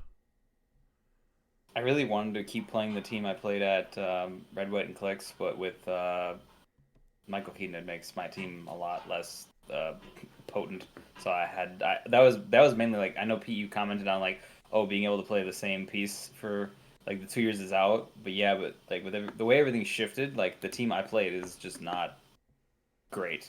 So like I just had to change because of the way the meta shifted. So. Miles, what about you? Yeah, I really want Green Torch to work. I want to win with each of the dinosaurs, but yeah, it's tough to even really know with what I'm going to play. And I have an event coming up Sunday, so uh, we'll see where I go with that route. Prime Panther's obviously an idea. I was lucky enough to get a legacy card for Chair Panther, so Nice. obviously he played. It just sucks that it's a near requirement because I'm not going to give my opponent the option of being given a gentle person's agreement. And you don't have anything on your team that you mentioned before that's in Collector's Trove, even, do you? No, no, I haven't been building with Collector's Trove knowing that I had this event. Yeah, okay. And Pete, you said Hadari Yao, and you've only really looked at equipment. Is there anything that you're even using besides Universal Weapon on Hadari Yao? Not currently. No. I mean, the universal weapon's not available, I don't think there's anything. I mean, really, You other wouldn't than wanna- maybe looking at an avatar. You wouldn't want to Honestly, do the bike to give her a running shot by Yeah, any chance? 60. no, because I'll pretty much just build TK into the team Oh, in some okay. form or fashion. I mean, the bike's not a terrible idea. Don't get me wrong, but I'd probably look more to the gods, honestly. No, I don't think But I don't even we. know that I would do that because I think it just honestly at 60 points right now, she's still pretty formidable as long as you can get her there, and you're gonna have TK on most of your teams. So other than that, to answer the question, like you guys have really talked me into Prime Panther. I have one, and I looked at it once and thought, well, that would go cool with Death Metal Wonder Woman and Supergirl, and then I just kind of left the idea on the back burner. But I think there's a lot to do with him. I think he's got amazing keywords. I think Ruler might actually almost be better than going Warrior, but I don't know. We'll see. You got to play it. The only other thing I've even like slightly entertained is actually the Legacy Odin. But he's tougher in Modern than Silver because he's half your build. So, but Yeah.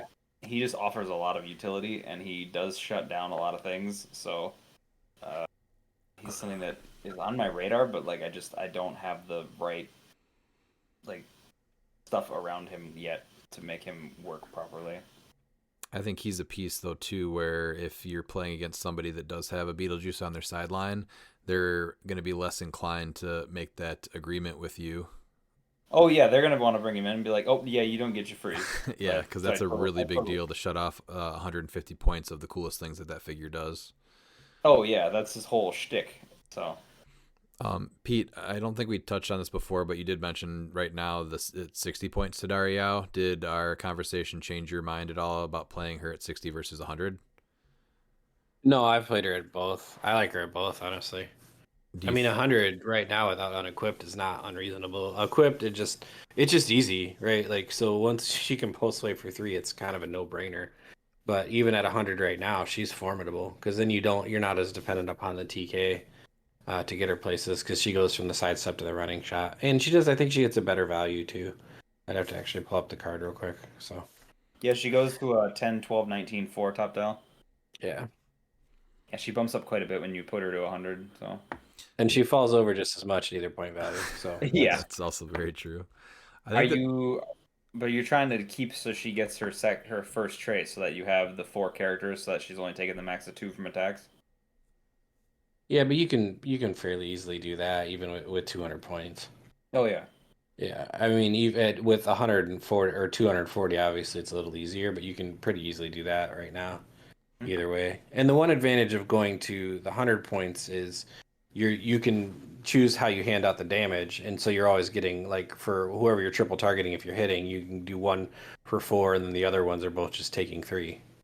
Oh yeah. So yeah. All right. Then we have Wes Robertson. Is the overall community too opinionated and vocal about game elements they don't like or want adjusted? I think it's more just there's too much negativity, and it's not that the overall community is too opinionated and vocal. It's that the same people that only have negative things to say are just too loud. And honestly, if they left the game in the Facebook pages, it would be for the best. Miles? Yeah, I mean, just because you have an opinion doesn't mean you should share it. That's just it. I think that there's positive criticism and there's negative. And if you have like if you're gonna give an argument, like you need to be actually give an argument, not just give a dumb answer, just a troll. Uh, and yeah, social media allows people to have opinions that shouldn't. So we have a lot of vocal minorities for sure. I know I'm very vocal about why I think that Beetlejuice is bad for the game, but I think that a lot of people have shared that sentiments and actually have posted on why it's bad. Uh, and I know some people enjoy it because it simplifies the game for them so they don't have to worry about playing fringe builds, and so it's easier for them to play. But I think that's what actually makes HeroClix great is those fringe builds and those figures. Like, oh, I wasn't prepared for this. And simplifying, I think, is the worst possible way to deal with it. But yeah, that's going on a tangent. Just because you can say something doesn't mean you should. And a lot of the And those people same that are people that post on the Whiz Kids about always, oh, definitely sounds like Whiz Kids. That just gets so old, and you're just an old clicks player that just stop posting stuff. And a Like lot of the it's most yeah. negative takes are honestly people that don't even play, or they're like, well, I haven't played in 5 years. And it's like, then why are you wasting your time even saying something that probably isn't even correct at this point? Dan, what about you? Like, yeah, the negativity gets old really fast because, I mean, we play this game. It's a hobby, so like I play it for fun. Like, yeah, I want to win, but like my first thing is I just want to play it because I enjoy it, not because like winning is the only thing that gives me enjoyment. So,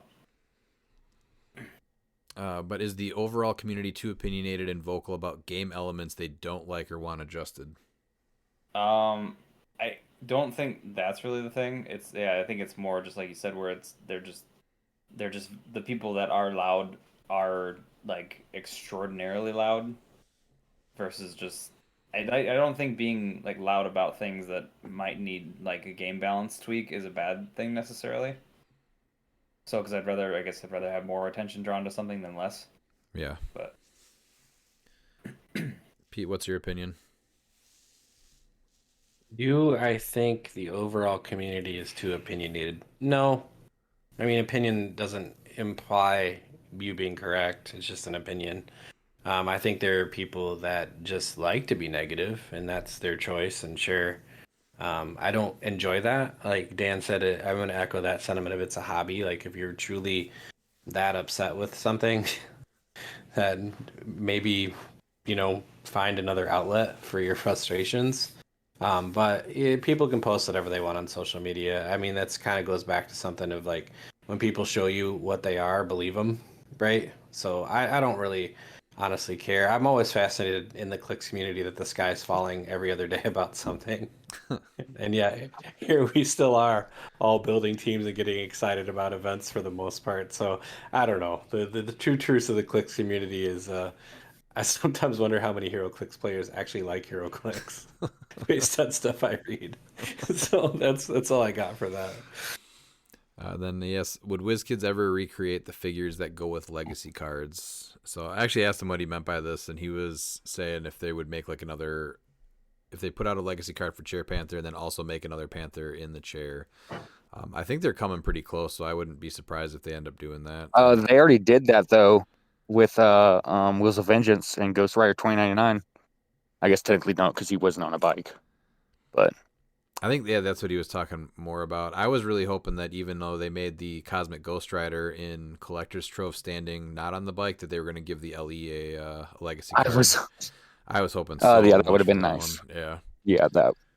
And they were spots, and because we only had 7 legacy cards compared to like the normal 13, so like that could have easily been one. But the Ironheart that they made, that was a pretty close one. What she does and Yeah, the those- sculpt and everything. I think that's a good example of an option. Mm-hmm.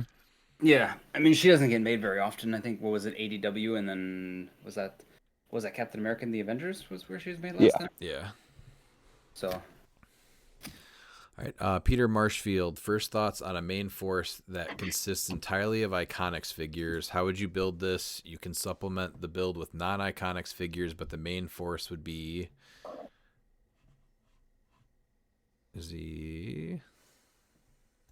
I'm not sure. What, you had Beetlejuice, 2 Kongs, and something else? You can just play a 300-point Kong, and it's not a completely terrible idea. You want to play something different. You're going to play 50-point Kong, you're going to play 50-point Raven, you're going to play Trigon at 200. Yeah. I think some of these there you Iconics are so good, you could easily do this. They're really And good. you're not even talking about things like the shifting armor. The Hall of Armors is wildly fun. Great set. Like, super cool. Do they theme with Panther? I think that Panther has Avengers. Because you have to shut that down to get any use out of them, since that shifting focus is free. I mean, there's stuff in the Batman ones. I really like Bane. Like that Bane. Yeah, exactly. Yeah, Bane's good. Yeah. And that Azrael is a ton of fun to build around. I played him. I know I frustrated Pete a few times with that piece. Ah, so annoying. that was another piece that I thought was going to be at Mystical and wasn't, and I was like, man, I thought he was going to be here. Yeah. So, I mean, really the fact is that it's just all the Iconics are so good that I don't think they necessarily mesh that well together, but you can easily... The Spider-Man ones. Right. The Spider-Man ones could use some work. The first Iconics that they released is clearly the worst, but they instantly got better, and now they're like some of the best stuff that we're getting. So I don't think they necessarily mesh that well together, but you can really just throw anything on a team, and they're just good. Yeah. His example was Beetlejuice, Butterfly, Kong, and Kong. Yeah, we didn't even go to things like Death of Superman. We didn't go to anything like the Wakanda Hulkbuster. Like, there's not really there's not an Iconics the Beholder. That thing's awesome. Yeah, we just played that at 150 points on what was it, 2 weeks ago? Yeah. I mean, I think the Iconics line has been an absolute win for WizKids. I think they're just phenomenal, and I think giving people access to pieces that are top line is great. I think Michael Keaton is not great for the game, but everything else I've really enjoyed about him. Well, he wasn't even great for the DCEU. That's why he got canceled and restarted. So, I mean, proof and pudding. All right. Let's see then. Even though, yes, Major Brock's Bunker is arguably the best map in Modern, what other maps do each of you feel deserve some additional attention? I've been playing a lot of the Mansion, the States map that just came out. That's a ton of fun. That's definitely my style of map. It's got elevation. It's got a lot of indoor stuff and walls and different rooms. So I think that's my main one right now. Miles, do you have a favorite House of map? Mystery. Yeah, House of Mystery and Bloodstone. Yep. Our House of Mystery, I think, is high on my list too. That one's really good.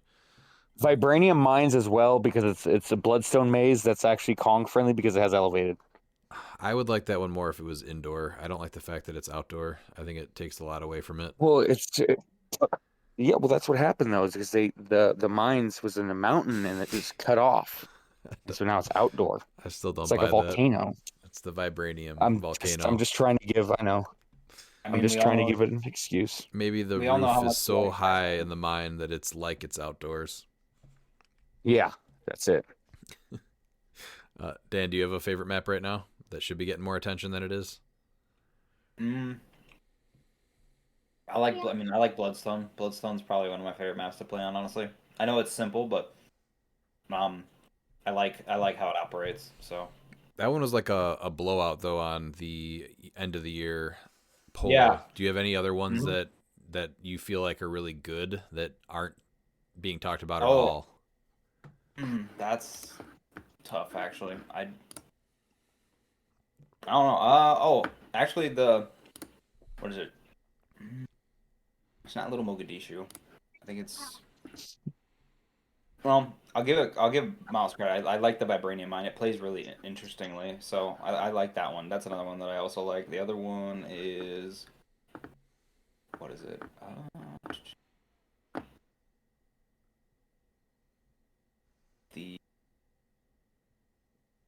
Are you looking more at Black Panther?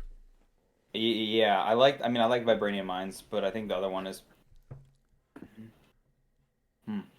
There's just not much. There's honestly not much right now. I think Matches No, of Time House of added Mystery a ton. is the House of Mystery is the budget bunker. So I think that's going to be the same thing as the Daily Bugle press room. Yep. I think you're going to see a lot of people playing that don't have a bunker.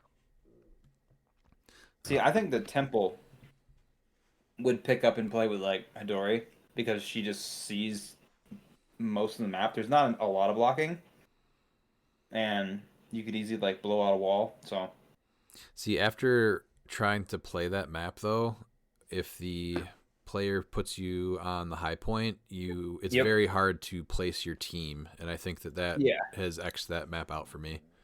I remember that. I remember that with your assassins, it was tough for you to maneuver around in there. Yeah, so unless you're playing a very low number roster on your build, I don't think it's a great one anymore. Pete, what about you? Monster Island. Yep, No, I'm just kidding. That's yep, I knew it. Yeah, I mean, I am what I am. I do actually like that mansion map a lot, though. Do you? Oh yeah, yeah. I'm a fan of it. I'm an idiot, so I don't try to play it. I don't try to complicate my life with hero clicks. I try to simplify my game. So. You're a Michael Keaton fan then. No, not that simple. Not playing the game. Yeah. No, I still like hero clicks. I just don't need to try to figure out lines of fire. We all know I'm terrible at it, so don't do that to myself. So, the number 4, I'm running a 300 Silver Age Winna map, and I'm curious as to what you guys think of the following build. I'd like to know why you're doing 300 silver, if it was like a request from the locals, or you just wanted to try it out, and if you're still doing a floor with that. That's what I am curious about. But as far as your build for that, it's the first one, so it's the. I think he did that no dark sides. yeah, I'm giving benefit of the doubt. He did it for no dark side. it looks like it looks like there's still a floor because he's still counting the modern points. Yeah. So He did it for no dark side. So. The 150, yeah, okay. Oh, so I guess maybe that was. I want to know though if it was just like something he wanted to try to see, because I know some people would rather it be 300 instead of 400, no floor, stuff like that. But yeah, he has it set up with a floor still. It's got X-Men Rise and Fall Blackheart with the Power Gem, Arachnite with Bucky's Arm at 60 points, Hidari Yao at 60 points with the motorcycle, Death Metal Wonder Woman with the Avatar of a Tomb, and the Black Shirt Porter. Yeah, I think that is a really good team. That's just a ton of damage, and you got rollouts on Arachnite, Hidari Yao, Scott Porter. I would like Madam Web on this team. I don't know how you do it, but Well, she's that he didn't show you because he also has his own bench list, and she's on there for his event. So is it more of just like a local? We don't like these pieces, and we don't have to don't want to have to play against them. Maybe. Yeah, it has to be it. Okay. Yeah, no, but the restricted list, the only figure they added was Madam Web. Okay. Yeah. Wow. So they're more heard And about time Madam Web dilation than Spidey. Peter. Are you serious? And time dilation Spidey. Yeah, because they're the two trashiest pieces in silver. So not I understand why they added Madam Whoa, Web whoa, is whoa, not whoa. trashy. it. You can say I'm she's just comparing it to her movie. I was just saying based off of her movie. That's it. You can't. It's a good I'm going to figure. be honest with you. The only reason Madam Web's not on every restricted list is because I'm not allowed to make those decisions. But Peter, this is obviously really crazy, powerful team, so this one should do pretty well. and you got I mean- as long as your rollouts are good. Don't go Yep, with black card see, first. can you make cut? You got to make guess top my- 4. I guess my only thing that I'll like minor critique is like deployment. Yes, you do have Porter, but that's your like 1 TK. So Yeah, that's a good point. And that's my only thing. You are hanging out somebody to drive. You're trying to go over and hit something. So and What's, Silver, you're Matt- talking about bigger maps too, so that would be hard. Adam Webb's what, 35? 30. Yeah, so really, aren't you just dropping Porter? You'd have to drop put Porter Adam and Webb on that team. Bucky's arm or something, or the power gem, and I don't know what you do. Maybe take the Well, motorcycle off Hadar. I don't know. You can get TK back on the team and Silver with the spin ring pretty easily. Yeah, So, yeah, in my world, I'm thinking I'm probably putting the Avatar of a Tomb is fine on Wonder Woman, but I would rather have the golden armor. So I'm trying to fit 35 points, or really 40 points onto this team. So Porter almost has to go. So you want it to be 400 is what you're saying. Yeah, that's what I would prefer. Like, just play Silver at 400, but and put Madam Web off the bench list. put And Madam there's- Web into a rocket ship and shoot her at the moon, but that's not an option. I mean, there is plenty of counters to Darkseid too. I mean, that's the thing. Like now that's been really fleshed out. So like, even non-butterfly related stuff, there's plenty of counters to Darkseid. I mean, it just seems like it's a local event that they're tired of playing against some of the meta stuff. It's a cool team, Peter. I like it. Yeah, it should you should do well with this one. So I definitely want to know the answers to the questions that I asked and how you did. So keep us in. When is he playing this weekend? I think so. Yeah. Yeah, so let us know on the next episode next week how you did and how it went. And then I've also been tinkering with my Icy Regional, and I'm curious what you guys think of this build. This is the one with She-Hulk, so the Disney Plus She-Hulk with the motorcycle, Hidari out 60 points with the trick arrows, Kong with the avatar of Gaia, and then Wonder Woman with the avatar of Towerette. So again, it's just a lot of aggression. So I think that it'll do pretty good against some teams, but then you're just looking at the mobility and deployment on some of them. Also, you don't have a Adara Yao. You won't get her trait, so she's just gonna take full damage, and somebody's just gonna slap her for 4, and she's dead. So That's a great point. Yeah. I mean, you can call Michael Keaton in, and then I think. But then you're damaging Yeah. pieces. Yeah. Yep. Yeah, Or because you need at least four figures above the deity keyword. So yeah. Yeah. So just throwing that out there. Oh, So, he can bring reverse flash in too, I guess. But yeah, but that's more situational. So yeah.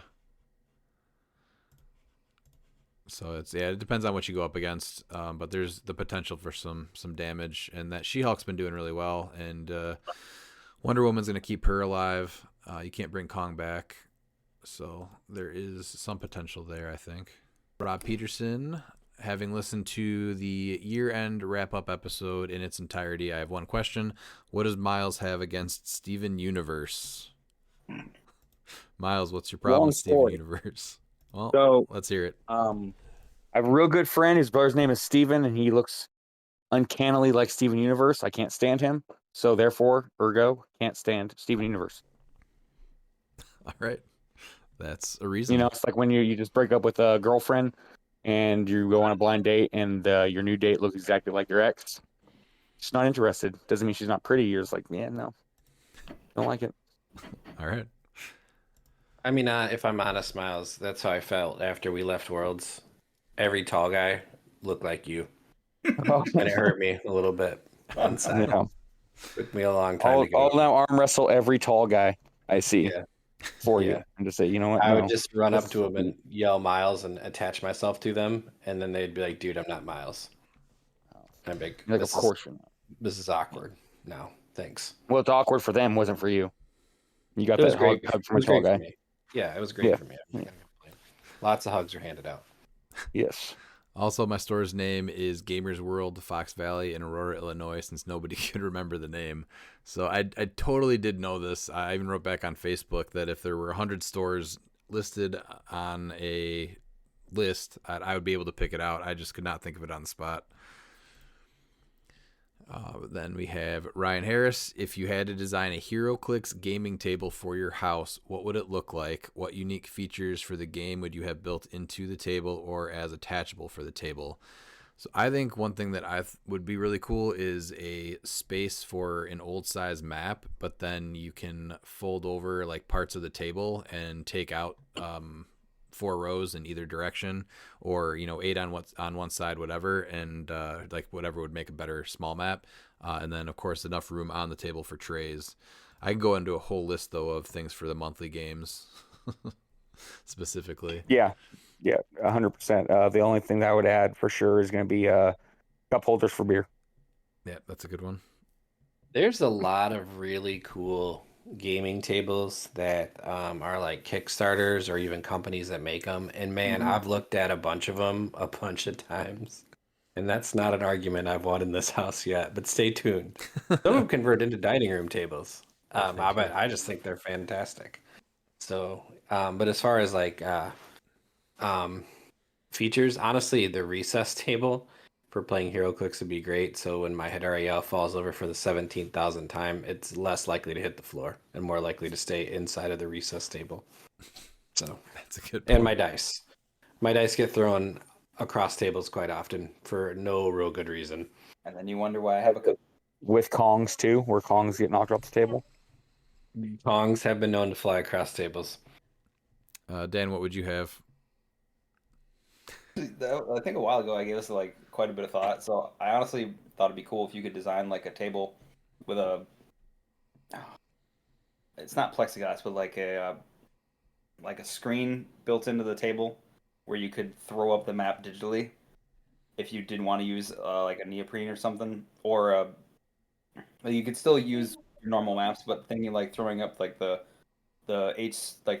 digital render of the map, right? Yeah. And then you like the McDonald's where you can play games and everything. You can just choose your map. Yeah, something like yeah. And then you could have like a built-in line of fire tool, and you could have like built-in like other tools, so you could like throw down your I'm gonna throw down my 4 or my 6 smoke cloud or my 4 barrier or something, and just have it all appear like on the map. You are giving Redmond so many ideas right now. I'm sure I am. Yeah, that would be very expensive, but it sounds really cool. It would be. It was just one of those like, oh, if I had unlimited funds and I could do certain things, what would I do? And I was like, oh, this seems pretty fun. So it sounds like we need a Degeneration Clix Patreon to have this for the monthly games. So if people are interested in seeing the monthly games look like this, yes, please let us know, and we might start a Patreon for giveaways and everything to make you get your money's worth for Redmond to get his digital screens. I had a follow-up question from an earlier question that I forgot to ask, but Dan just reminded me. What's that? Redmond, can you just be honest with people how much you hate paper maps? And so when Eddie asks about maps, it's always going to be a neoprene map. It's always going to be a map. Yeah, that's pretty obvious. I get so mad when I lose map, even on our weekly map or our weekly games, and somebody pulls out a goddamn paper map, and all our pieces are shuffling all over the place. I get so mad. So Bookwood. Yes. It's one of my favorite things about just leaving my maps folded constantly is knowing I'm going to unfold it in front of him and just watch him just get progressively more annoyed with the ridges in it. 100% of the time, especially locally, I'm picking map for that reason alone. That's why he builds you go second. I get it. Yeah, that's a good enough reason for me. Huh? Mark Bird, thoughts on rock points? I don't really see the point of them. They kind of seem dated at this point. I don't know. I'm not a huge fan of them. I think really it just does. It just makes people play BRs on site the weekend of Rock Cup, and that's about it. Yeah, to try to get in. That's a cash grab for sure. And then now they're saying you need 200 points to qualify for the quarterfinals, and that's insane. Wait, what? 200 points. That's a lot. Yeah, it's gonna be 200 points this year. Jeez. I'm pretty sure that's what I saw Aaron post. I just assumed they were like Marlboro points and you could turn them in for T-shirts. Nope, or cigarettes. I've yet to see a rock. You know what? Better yet, instead of the rock points getting you into the Rock Cup, rock points should be able to be used to get the neoprene maps. Yeah. That would be a good one. Yeah, they just kind of seem like a way to make you spend money. Yep. And honestly, I think the biggest thing too is that the BRs, when you play them there, nobody cares who wins. It's they just help you get your points so that you can qualify. So it's pretty dumb. Whatever. But some people just to help them get qualified, they think that even though they got fourth place, but we said they got first, they get a pick first. Sorry, Curtis, that's not how it works. I'm still picking first. You get the points. So yeah, I think it's a pretty bad system, to be honest with you, and it needs to get revamped. If we ever got a Cartoon Network set, who would you want to see as part of the set? So I just started watching Adventure Time with my kids, and that's been pretty entertaining. So that definitely makes the list. As far as older shows go, though, it was really hard to think of the older shows because I forget what ones aired on Cartoon Network first, and then what ones are just on syndication. But I think Dexter's Laboratory would be a cool one. Yes, that's the whole entire What a Cartoon. So we're gonna get the Powerpuff Girls, Cow and Chicken, Yeah, those are the ones that come to Mike, mind. Lou, and Og. Yeah, Dexter's Lab would be hilarious, for sure. Cow and Chicken, the red guy, just because I know after what they did with the behind of a tomb, that the red guy would look amazing. The devil, yes. Yes. Dan, what about you? I think Cartoon Network's actually been around longer than you have. I'm gonna check that out right now. We're gonna find out. I want to say it became a thing in 1993. I love how you don't actually know how old I am. That's just great. Like you just assume I'm a child. Cartoon Network became a thing in October 1st, 1992. Dan? I was 7 months old. Okay, so it might have sounded ridiculous, Same year. but it was pretty close. Yeah. But I know all of these shows. Like I grew up with these. Okay. Lord. What ones We would can you get pick? another new Space Ghost for sure. Yeah. I mean, another Space Ghost probably wouldn't be that bad. Man. I don't know. The Dexter's Laboratory is like a good throwback. I definitely like, what was it? A Courage of the Cowardly Dog would be funny.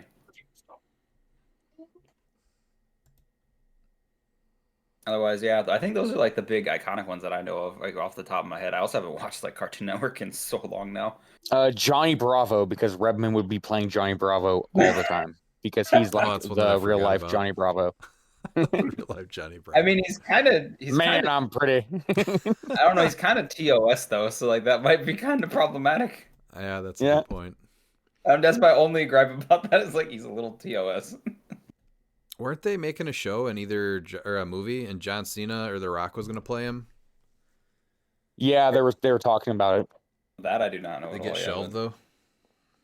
Yeah, just like because they also had a Johnny Quest movie that was supposed to be with The Rock as Race Bannon with Zac Efron as Johnny Quest, and that would have been kind of neat. Like that's and then Liam Neeson as Dr. Quest, which would have been amazing.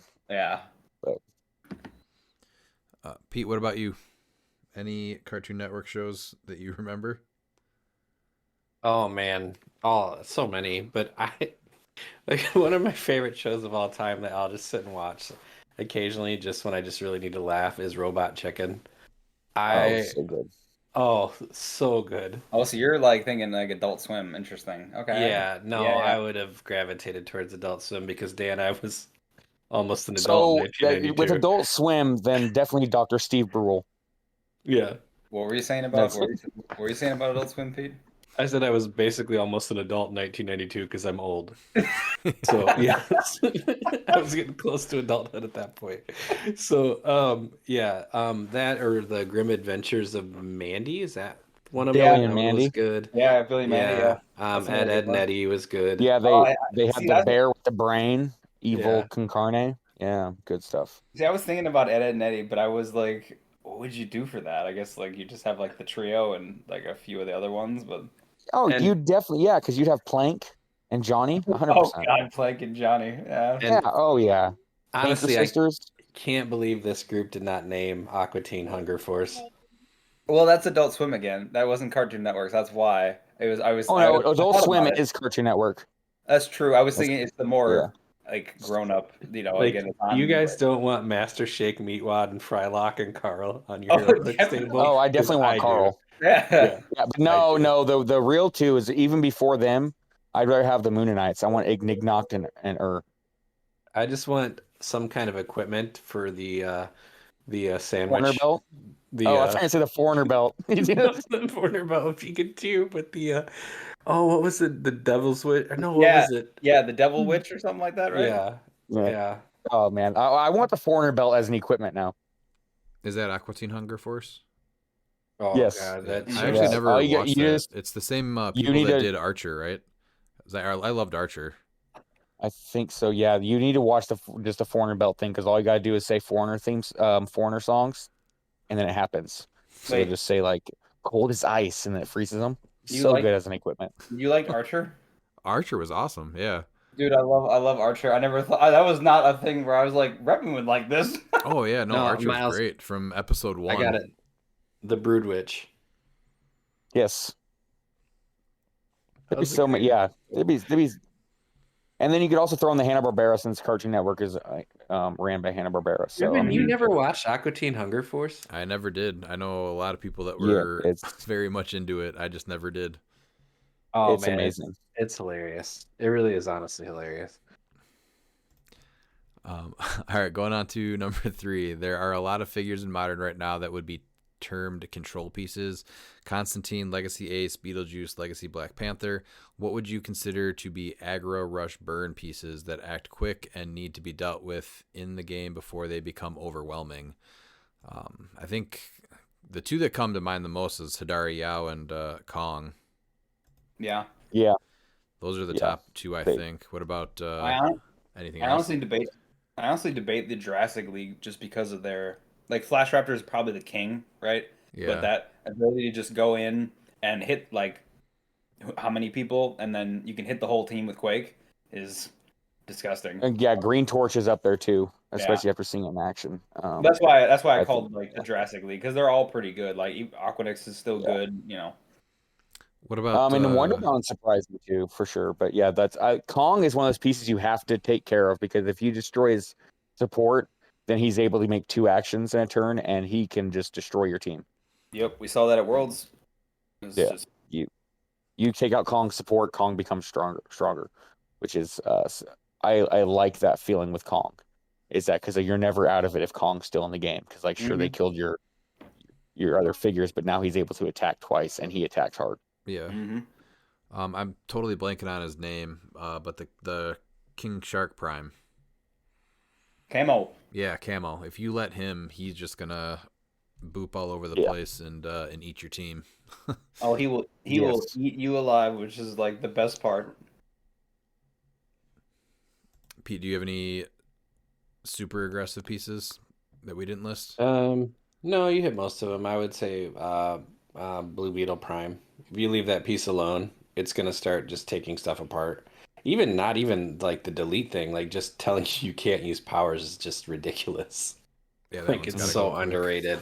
I'm glad that that's caught on with people now. Like, because before it was like they were like, "Oh, it's all about the delete." And I'm like, dude, he just takes away powers. That's not how Yeah. it works. That's Well, I just played as him- good. I had him as a butterfly swap, and he was insane as a butterfly swap option. I played him in just the for monthly shooting powers. game, and I did not use his delete power once, and I just kept using his you can't use that power against I think Pete for the most part. Yes, it was against me for the most part. It wasn't great. She-Hulk, the TV She-Hulk, really good. Yes. You can't leave that alone. Mm-hmm. Yeah, I think that's about it's a pretty good list. Prime Black Panther too, like the flurry and move Mm-hmm. is really great. Honestly, That's underrated, yeah. yeah. Let's see. I think Supergirl. If you leave Supergirl alone, she's just gonna heal the whole team the whole time. And not for definitely- nothing, she's devastating by herself. Well, yeah, her hypersonic, her range, and then her targeting is really good. So yeah, she's like that. I feel like shoots we through lost everything. a lot of those really crazy pieces after rotation. Mm, Most of them, yeah. Kong's still there, but Kong's probably one of the best that we've ever seen of the rush figures that have to be taken care of early, just because he gets the double actions late in the game. All right, Anthony Barnstable, what non-S letter team sounds most promising for the Champion Clix Open Alphabet Soup?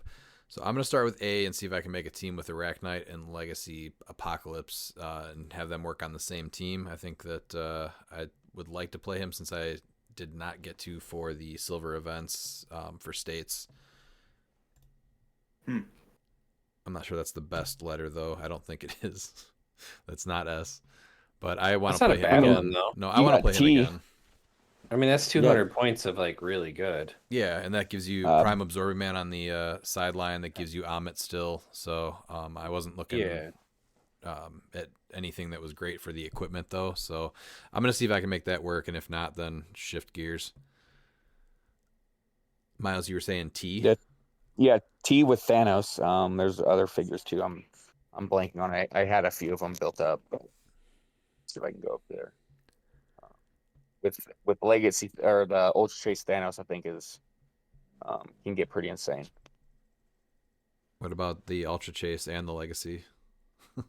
Yeah, you go that route too. You're also looking at B because you get Black Panther, you get Butterfly, the Batman swap, you get Blue Beetle, Batman swap. Yeah, B looked really strong actually too. And then you could play all the Carnage chases for C. So there's a lot of options, but I was starting with A. Dan, what about you? Before we just go down the list and say all the good stuff for each letter. K. What would you do with that? Kamo, Khonshu, King Deadpool, Elsa. Boom. And Kong. There you go. Kong, yeah, okay. I didn't even want to go there because I was like, I've already got a shark. No, you don't like Kong because everyone plays him, but Kong's just good. No, he's good. I have issues playing 2x2s because I just don't like how much space they take up. Oh. Pete, what letter would you play if you were doing the Alphabet Soup one? Probably the wrong one. Well, yeah, that was the question. We know that. So what here, let me rephrase the question. What non-S letter team sounds the most promising to you for Champion Clix Open Alphabet Soup? What's your favorite letter in the alphabet? We'll go with that. Well, I would just pick a piece and try to make stuff work around the piece. So I would go to like my old stops of like Emperor Gladiator or something like that. Like that's how I would start it. And then I would decide there was really nothing in E that I can think of off the top of my head, so it's not gonna work. So I probably there's gotta be stuff in T, like Miles said, Thanos. Even the iconic Thanos is nothing at 150 points, and you can definitely equip him in silver. Yeah, I think there's plenty to make any one work. And Ultra Chase Thanos is not actually named Ultra Chase Thanos; it's just named Thanos. Right. So that's not nothing there either. Yeah, T's probably where I'd honestly start after I looked at E for a minute and couldn't figure out how to make Emperor Gladiator work. Emperor Gladiator, Ebony Maw. That sounds terrible. I'm just looking at E's right now. Yeah, if your second one is Ebony Maw, then just go somewhere else. No, that Ebony Maw is, I think, actually pretty good. That can be built around. I think it's a sleeper in silver. The 100-point Ebony Maw? Yeah. No. I think there's something there. Yeah, if he was 50 points. Get out of here. No, whatever. No, you know what? I made Prime Beast Boy playable. I can make Ebony Maw. That was an actual good team. You're not making 100 points Ebony Maw good. No, yeah, I think I could. All right. K's a pretty good one, Dan. Yeah, K was even good. though you didn't mention Kong. I also get everybody's favorite Kazar. So yeah. Oh yeah, you got a way to move him too. Yeah, K's really strong. How do you feel about the Friday wacky events of Champion Clix Open each year? Do you have ideas for what they should do in 2026? I'm a huge fan of the fun builds, especially for the 2v2s. There is an idea that I had that I sent Newmark's way, so we'll see if anything comes of that. What do you guys think of them, Miles? Yeah, no, I like them. Yeah, I talked to him a little bit when he was on the podcast about getting that wrestling match in with me and Calder. So I'm gonna try and work that out for 2026. I don't think that's what he meant by the wacky 2v2s, but Oh, I guess that's just an No, it's event, gonna be not a no, it's 2v2. gonna be like guess what? So for every like KO, I'm gonna just body slam Calder. All right. Just, you know. Well, the good thing I about mean, that that's is you won't get tired of it, so you can just keep doing it. no, yeah, please KO everything, and then I'll let him try to body slam me. Dan, thoughts on the wacky events? They're just fun. Like I mean, the Prince and Popper was it apples and oranges? It was Apples and oranges, last yeah. year. That was interesting. It was just one of those where it's I didn't give it as much thought as I should have last year, but they are like it is a fun event. So I thought the apples and oranges was really good. It just the pulp was in a really bad place at the time, but overall, I thought it was a really cool event. Yeah, Pulp is in a lot better spot right now. What about you, Peach? I'm not. What is it? They're just kind of fun builds. Well, I'm sorry, I'm not familiar with what it is. So, how do you feel about the Friday wacky events? Champion Clicks open each year. Do you have any? Oh, I understood the ideas? question. I just don't know what the wacky event is. I is mean, it they're just just like fun the builds? builds that change every year. So, 2 years ago, it was that Prince and Popper? yeah, Prince and Popper. So 2 yeah, years ago. 2 years ago was Prince and Popper. Last year was one person had to play Silver Theme, and the other person it was I think Modern Pulp. No, it was apples and oranges. It was one person had to play Pulp, right, and then one person had to play Modern. I thought, or was it? I thought A it was rarity thing? Theme. No, I think it was Theme, and then they had to. Was it 400 Modern or theme. was it just Super Rares Chases? I'm trying to think of Well, no, because I had Orb on my team. Okay. I was pretty it was sure it was 400 theme. theme. Yeah, it was 400 theme. Yeah, 400 theme, and then Pulp. Yeah. I knew one of the teams was Pulp for sure. So I just couldn't remember what my team was. Then this year is the alphabet thing. Here's my opinion. I know that's what you guys are really waiting for here. I'm a big fan of anything that adds fun to HeroClix because, again, people need to remember the fun of HeroClix. So I like weird builds. I like building for the monthlies. I love building for the monthlies because it's theme, right? Mm-hmm. And we have our things that make you Highlander and you just got to get really creative. So stuff like that is super cool. So yeah, I'm a big fan of it. And then a lot of times each month has like some kind of different crazy thing anyway with it that makes it more fun and a little different and unique.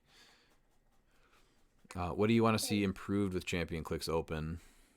It's already my favorite event, so I don't really see much more to improve on. I think the biggest thing would just, if it was possible, to guarantee it being the first time playing a set at the event for like BRs and Team Sealed. That's the only thing that I think would be even better. My only thing was the lodging, but he's already done that this year, and the lodging looks really awesome. So I'm down. Like he's really like ramped it up each year. So what do you mean the lodging? Well, like last year, like was okay, but I thought it would have been. I think I would have enjoyed staying in like a little bit of a nicer place. Oh, the location. Yeah. Sorry, that's what I meant by lodging was location. I guess I would like to see a location that it's always at instead of a new one every year. Mm-hmm. I know. I think I was just saying, I know Pete and Miles, you haven't gone yet, but is there anything that you think that you would like to see changed with it? No, everything I've seen, it's like my main issue is just the distance, and so the plane tickets are just ridiculously. And unfortunately, like when it's usually announced when it's going to be, it's hard for me to afford it, especially with holidays and everything. So more of like a time thing. See it at a different time of year. Yeah. Pete, anything? Yeah, holidays really screw me. Yeah. I don't have any feedback really. I don't feel like it's fair for me to weigh in on something I haven't been to. I mean, everything I see advertised about it looks amazing. Everybody tells me it's amazing. So I'm gonna wait till I experience it to offer any type of like feedback as far as that goes. All right. Are you going to King of New Orleans? And if you're not, what would be needed to get you there if you aren't? So I know Dan and I will be there for sure. We're teaming up for the 2v2 on Saturday. Miles and Pete, I know you guys aren't going. Is there anything that could change your mind? It's logistically, if I somehow win a free plane ride, that's about that. Yeah, that's the only thing that stopped me is just the price of the plane tickets, and then just because when it's announced, it's really rough because with 5 kids, I got birthdays and then holidays and and then even like this time of year, February, I have Valentine's Day, my wife's birthday, and so having 5 kids really stops me from doing a lot of things I want to do. Yeah, that sounds right. No. Pete, anything you want to add? No, it's just timing. That one falls in February. We already had a pretty large trip planned for a couple of years in February, and then the championship cliX Open comes in March, and so just vacations that quickly together for me just don't work with what I do. So that's all it is. All right. But it looks awesome also. So you boys have fun. We will. We'll be streaming. You should check it out. Is that on our Facebook page or is that on our YouTube page? That's on our YouTube page, Pete. Ooh, nicely done. We got McConnell Lamar. What's black, white, and brown all over? Beetlejuice. Ugh. That's my feelings as well. It seems like every modern age team building discussion heavily involves this figure, whether it be how to play him or how to deal with him. What percentage of teams would you guess will include him during the IC regionals, main force and sideline? I'd say nearly 100% of builds will include him at least on the sideline. The real question is though, are people going to actually be calling him in regularly, or will there be a anti-asshole pact and they will not have him hit the board? So yeah, that's the real question. He will not be on my team, so not sideline nor main force. That's Really? You're hurting yourself by not doing it. I think you're hurting yourself. I'm okay with that. I really don't care. So 99% of all builds, yeah. Yeah, no, I get it. I can't stand the figure, but I'm not going to handicap myself by not placing him on there just because, I like having fun, but I'm also there to win at the same time. And if there's a gentle person's agreement, then I have no problem. But I haven't seen him on a build or not be on a sideline at the very least. The only time I haven't seen him on a sideline is if he's being main forced on any build that's been made since the first week he was out. Yeah. Yeah, because I think if you have him on your sideline, that's going to stop them, hopefully, from choosing it from your sideline. So that means that you're going to have other options, especially if you have a butterfly. And it's also where you can just, shake your opponent's hand like, all right, let's just play as if this thing doesn't exist. Yep. Pete, what percentage do you think would be on main force or sideline? I'd have said close to 100, but Dan said he's not doing it, so now it can't be 100. But I would say 95 or higher. And I admire you, Dan, for making that choice. I will have it on my sideline. It'll be an option there. I'm perfectly happy with the parlay. And I'm perfectly understanding if people want to play it and bring it out, I'm going to have ways to deal with it. That's just the world we're in now. So,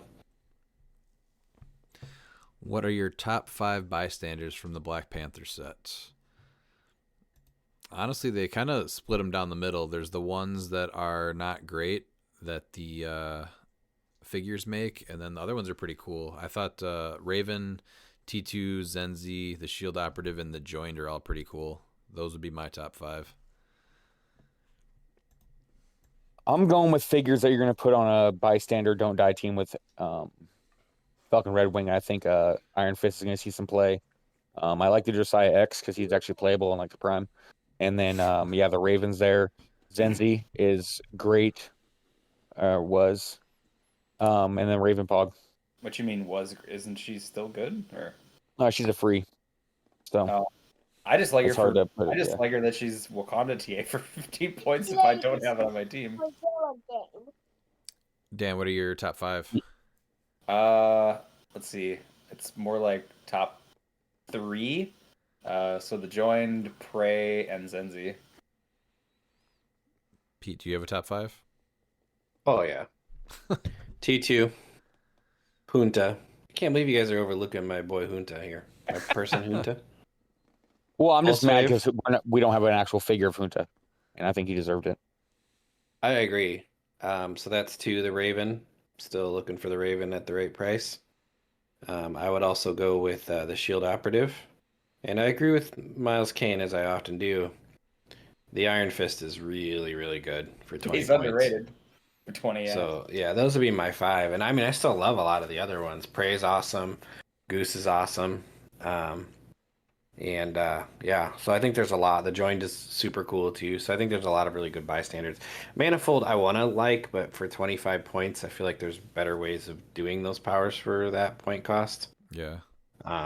Like if he had for Negaton. sidestep, I feel like if he had like sidestep, I feel like he'd be perfect. But yeah. And I have a Josiah X. I mean he's cool. I mean a Pog hitting 12 for 4 is not nothing with super strength. So yeah, but I think there's a lot of really playable and likable Pogs. But looking for a Raven, and I'm cautiously eyeing up a Junta here and there, but I haven't pulled the trigger yet. I'm still trying to find a Joined. Like I've seen Zenzi, but I haven't been able to snag one yet. But I cannot find a Joined at all yet. Yeah, that's the thing. There's not a lot of these really hitting. So I just looked on the market. eBay, and there's none on eBay of the Joined. There was a 4-pog lot that sold for $100 that had the Joined, Josiah X, Midnight Angel, and Kirby. So, oh jeez. Yeah, I just want the Joined because it's a symbiote. I was like, this is cool, and it's from the Galactic Empire of Wakanda. I was like, that's dope. Yeah, there's a Junta on eBay, but man, $100 for a Pog just feels gross. Bad. Yep. No, that's why the chase boosters is just. I understand what they're doing, but at the same time, they need to be able to make those Pogs also like in a blind. Like put it with a legacy card. Legacy card gets that and you can still put the Pogs in your chase boosters because you're still. Just toss them in the boosters. They should nothing should just be exclusive to like one part of anything in the set should be in your blind booster. So like these. No, that's right. Yeah, if you throw it with a legacy card, I still think it keeps the rarity up there. At least you should be getting 2 then in that pack with the legacy then because anything in your set should not be harder to get than a chase. That's yeah. You have these bystanders that are selling for more than most of these chases, which is just insane. Well, that's crazy to me though, that looking at the Join, because I just realized I haven't seen him up on Facebook at all. And the last one that was sold, there's one on eBay that was sold December 15th. So that was 3 weeks ago, and there's none currently on there, and no other ones have sold. How is that possible that only one of this Pog, since the chase boosters have been out, have been up on eBay? That's crazy. I'm guessing they're sealed chase boosters. That's one of the answers. They're sealed chase boosters. Yeah. But do I want to gamble that hard though? Not really. I mean, I love to gamble, but we took a turn here. I mean, I like to gamble with single D6 Pete, not this kind of gambling. That's high stakes right there. And then his last one is no updates on Mephisto search, but chapstick sales are booming. Coincidence? I'm going to start tagging you in sales, McConnell, and we're going to get you a Mephisto sooner than later. Listen, McConnell, you keep making those chapstick sales go up, and you'll get to your Mephisto before long, pal. You got this. I believe in you. And someone hook McConnell up with the Mephisto, damn it. And then last we have Matty G. Am I the only one who likes Beetlejuice? So I actually asked Matty G why he likes Beetlejuice, because I said yes, he is the only one. And he says that it limits so much, less to prepare and plan for, don't have to worry about the other nonsense. From a pilot's perspective, I love it. I'm not really a builder. For me, it makes everything simple. I don't have to worry about the 10 plus free actions my opponents are going to do. It reminds me of HeroClix when I started back in 2002. Also, sometimes the game is extremely complicated for newer players. I'm currently trying to teach my son how to play. With Beetlejuice, it's easier for him to understand and play. I will say that as someone who taught my son to play at a young age, I started just doing commons and uncommons to make it simple. But we made it a point to play with everything as close to we can as it should be played, and just having free action still be a thing. It's less common with those commons and uncommons, but they still learn the powers, because that was one thing that I know I heard about newer players, because that was an argument with Beetlejuice, is that it's easier for newer players, but they don't understand what free actions are to begin with, or why you can't flurry after a charge. and it honestly just makes it more confusing. And the problem with it being not like 2002 is that the characters designed in 2002, you weren't paying for all the free actions that they do. It completely makes pieces just unplayable, and I think that's the biggest problem. You know, yeah, the game was simpler back then, but the pieces were designed to be simpler as well. Yeah, no, that's the entire thing right there, is that you have these figures from Black Panther, and we're going to go into it when we get Collector's Trove, that you can't play it because you're required to play certain figures now. And like that just feels bad that you're required to play a figure. And then most other things can't be played. Like Black Lanterns are completely useless now. Most primes are if they have a free. It's more so than it needs to just limit free actions. I think taking them all away, I think, is too much, even if it's your own team too. I think it just the fact of like you can't do stuff like charge and break a wall or running shot and break a wall. Like just those things in general to me are just like that's like so game changing. It's stupid. You can't charge and break a wall. And there's definitely been builds that I've seen. Az made a really ridiculous team that basically just shuts down gameplay between the barrel. What's that? Oh, was it the APOC build he did, or the no, it's I forget exactly what it was, but it was the barrel and Beetlejuice on, I think. I'll have to get it again. But there's ways to basically just shut down all interactions. You stop movement and barrier up, and it's just nothing happens. It's King Jefferson with the barrel, and then there's like some barrier and some other stuff. Yeah, I know what you're talking about. Yeah, it's very hard. It's very difficult to deal with it at all. Yeah, you need Mern. Mern's the only way that you can handle it. Yeah. So anytime a piece comes out and it makes the majority of pieces unplayable, it's just not good for the game. That was the one reason I was looking at Supergirl, was because she pretty much shoots through most of that. So it was like, oh, well, she might just be able to deal with that without me having to go into Mern. So she can maybe pick up something and shoot with hypersonic. And then shoot through something. Yeah, during hypersonic. So. All right, let's get into final thoughts. Anything from you, Miles? No, I had fun opening up my package for Dial H. I did it with my son, so that was fun, and I'm looking forward to the event this weekend, even if I don't have a team that's really I'm happy with that I've tested enough. So it's going to be weird going into an event not fully prepared, but I'm ready to see tons of Michael Keatons. You got it. Dan, what about you? Excited for all the stuff coming up. I mean, I still have to get ready for the monthly. I haven't finished or finalized a team or teams yet, so I'm a little nervous about that. This is one of the keyword choices that my collection is limited, so. Got a week and a half. That goes fast. It does. What about you, Pete? Final thoughts? I'm excited for the monthly. Glad to be back on the regular recording schedule. Excited to switch back a little more into modern for a little bit, and hopefully, we keep that launch date for Collector's Trove so it's ready for some of the IC regionals, which are I'm looking forward to a lot. So yeah, just happy to get back into HeroClix. So after the holidays.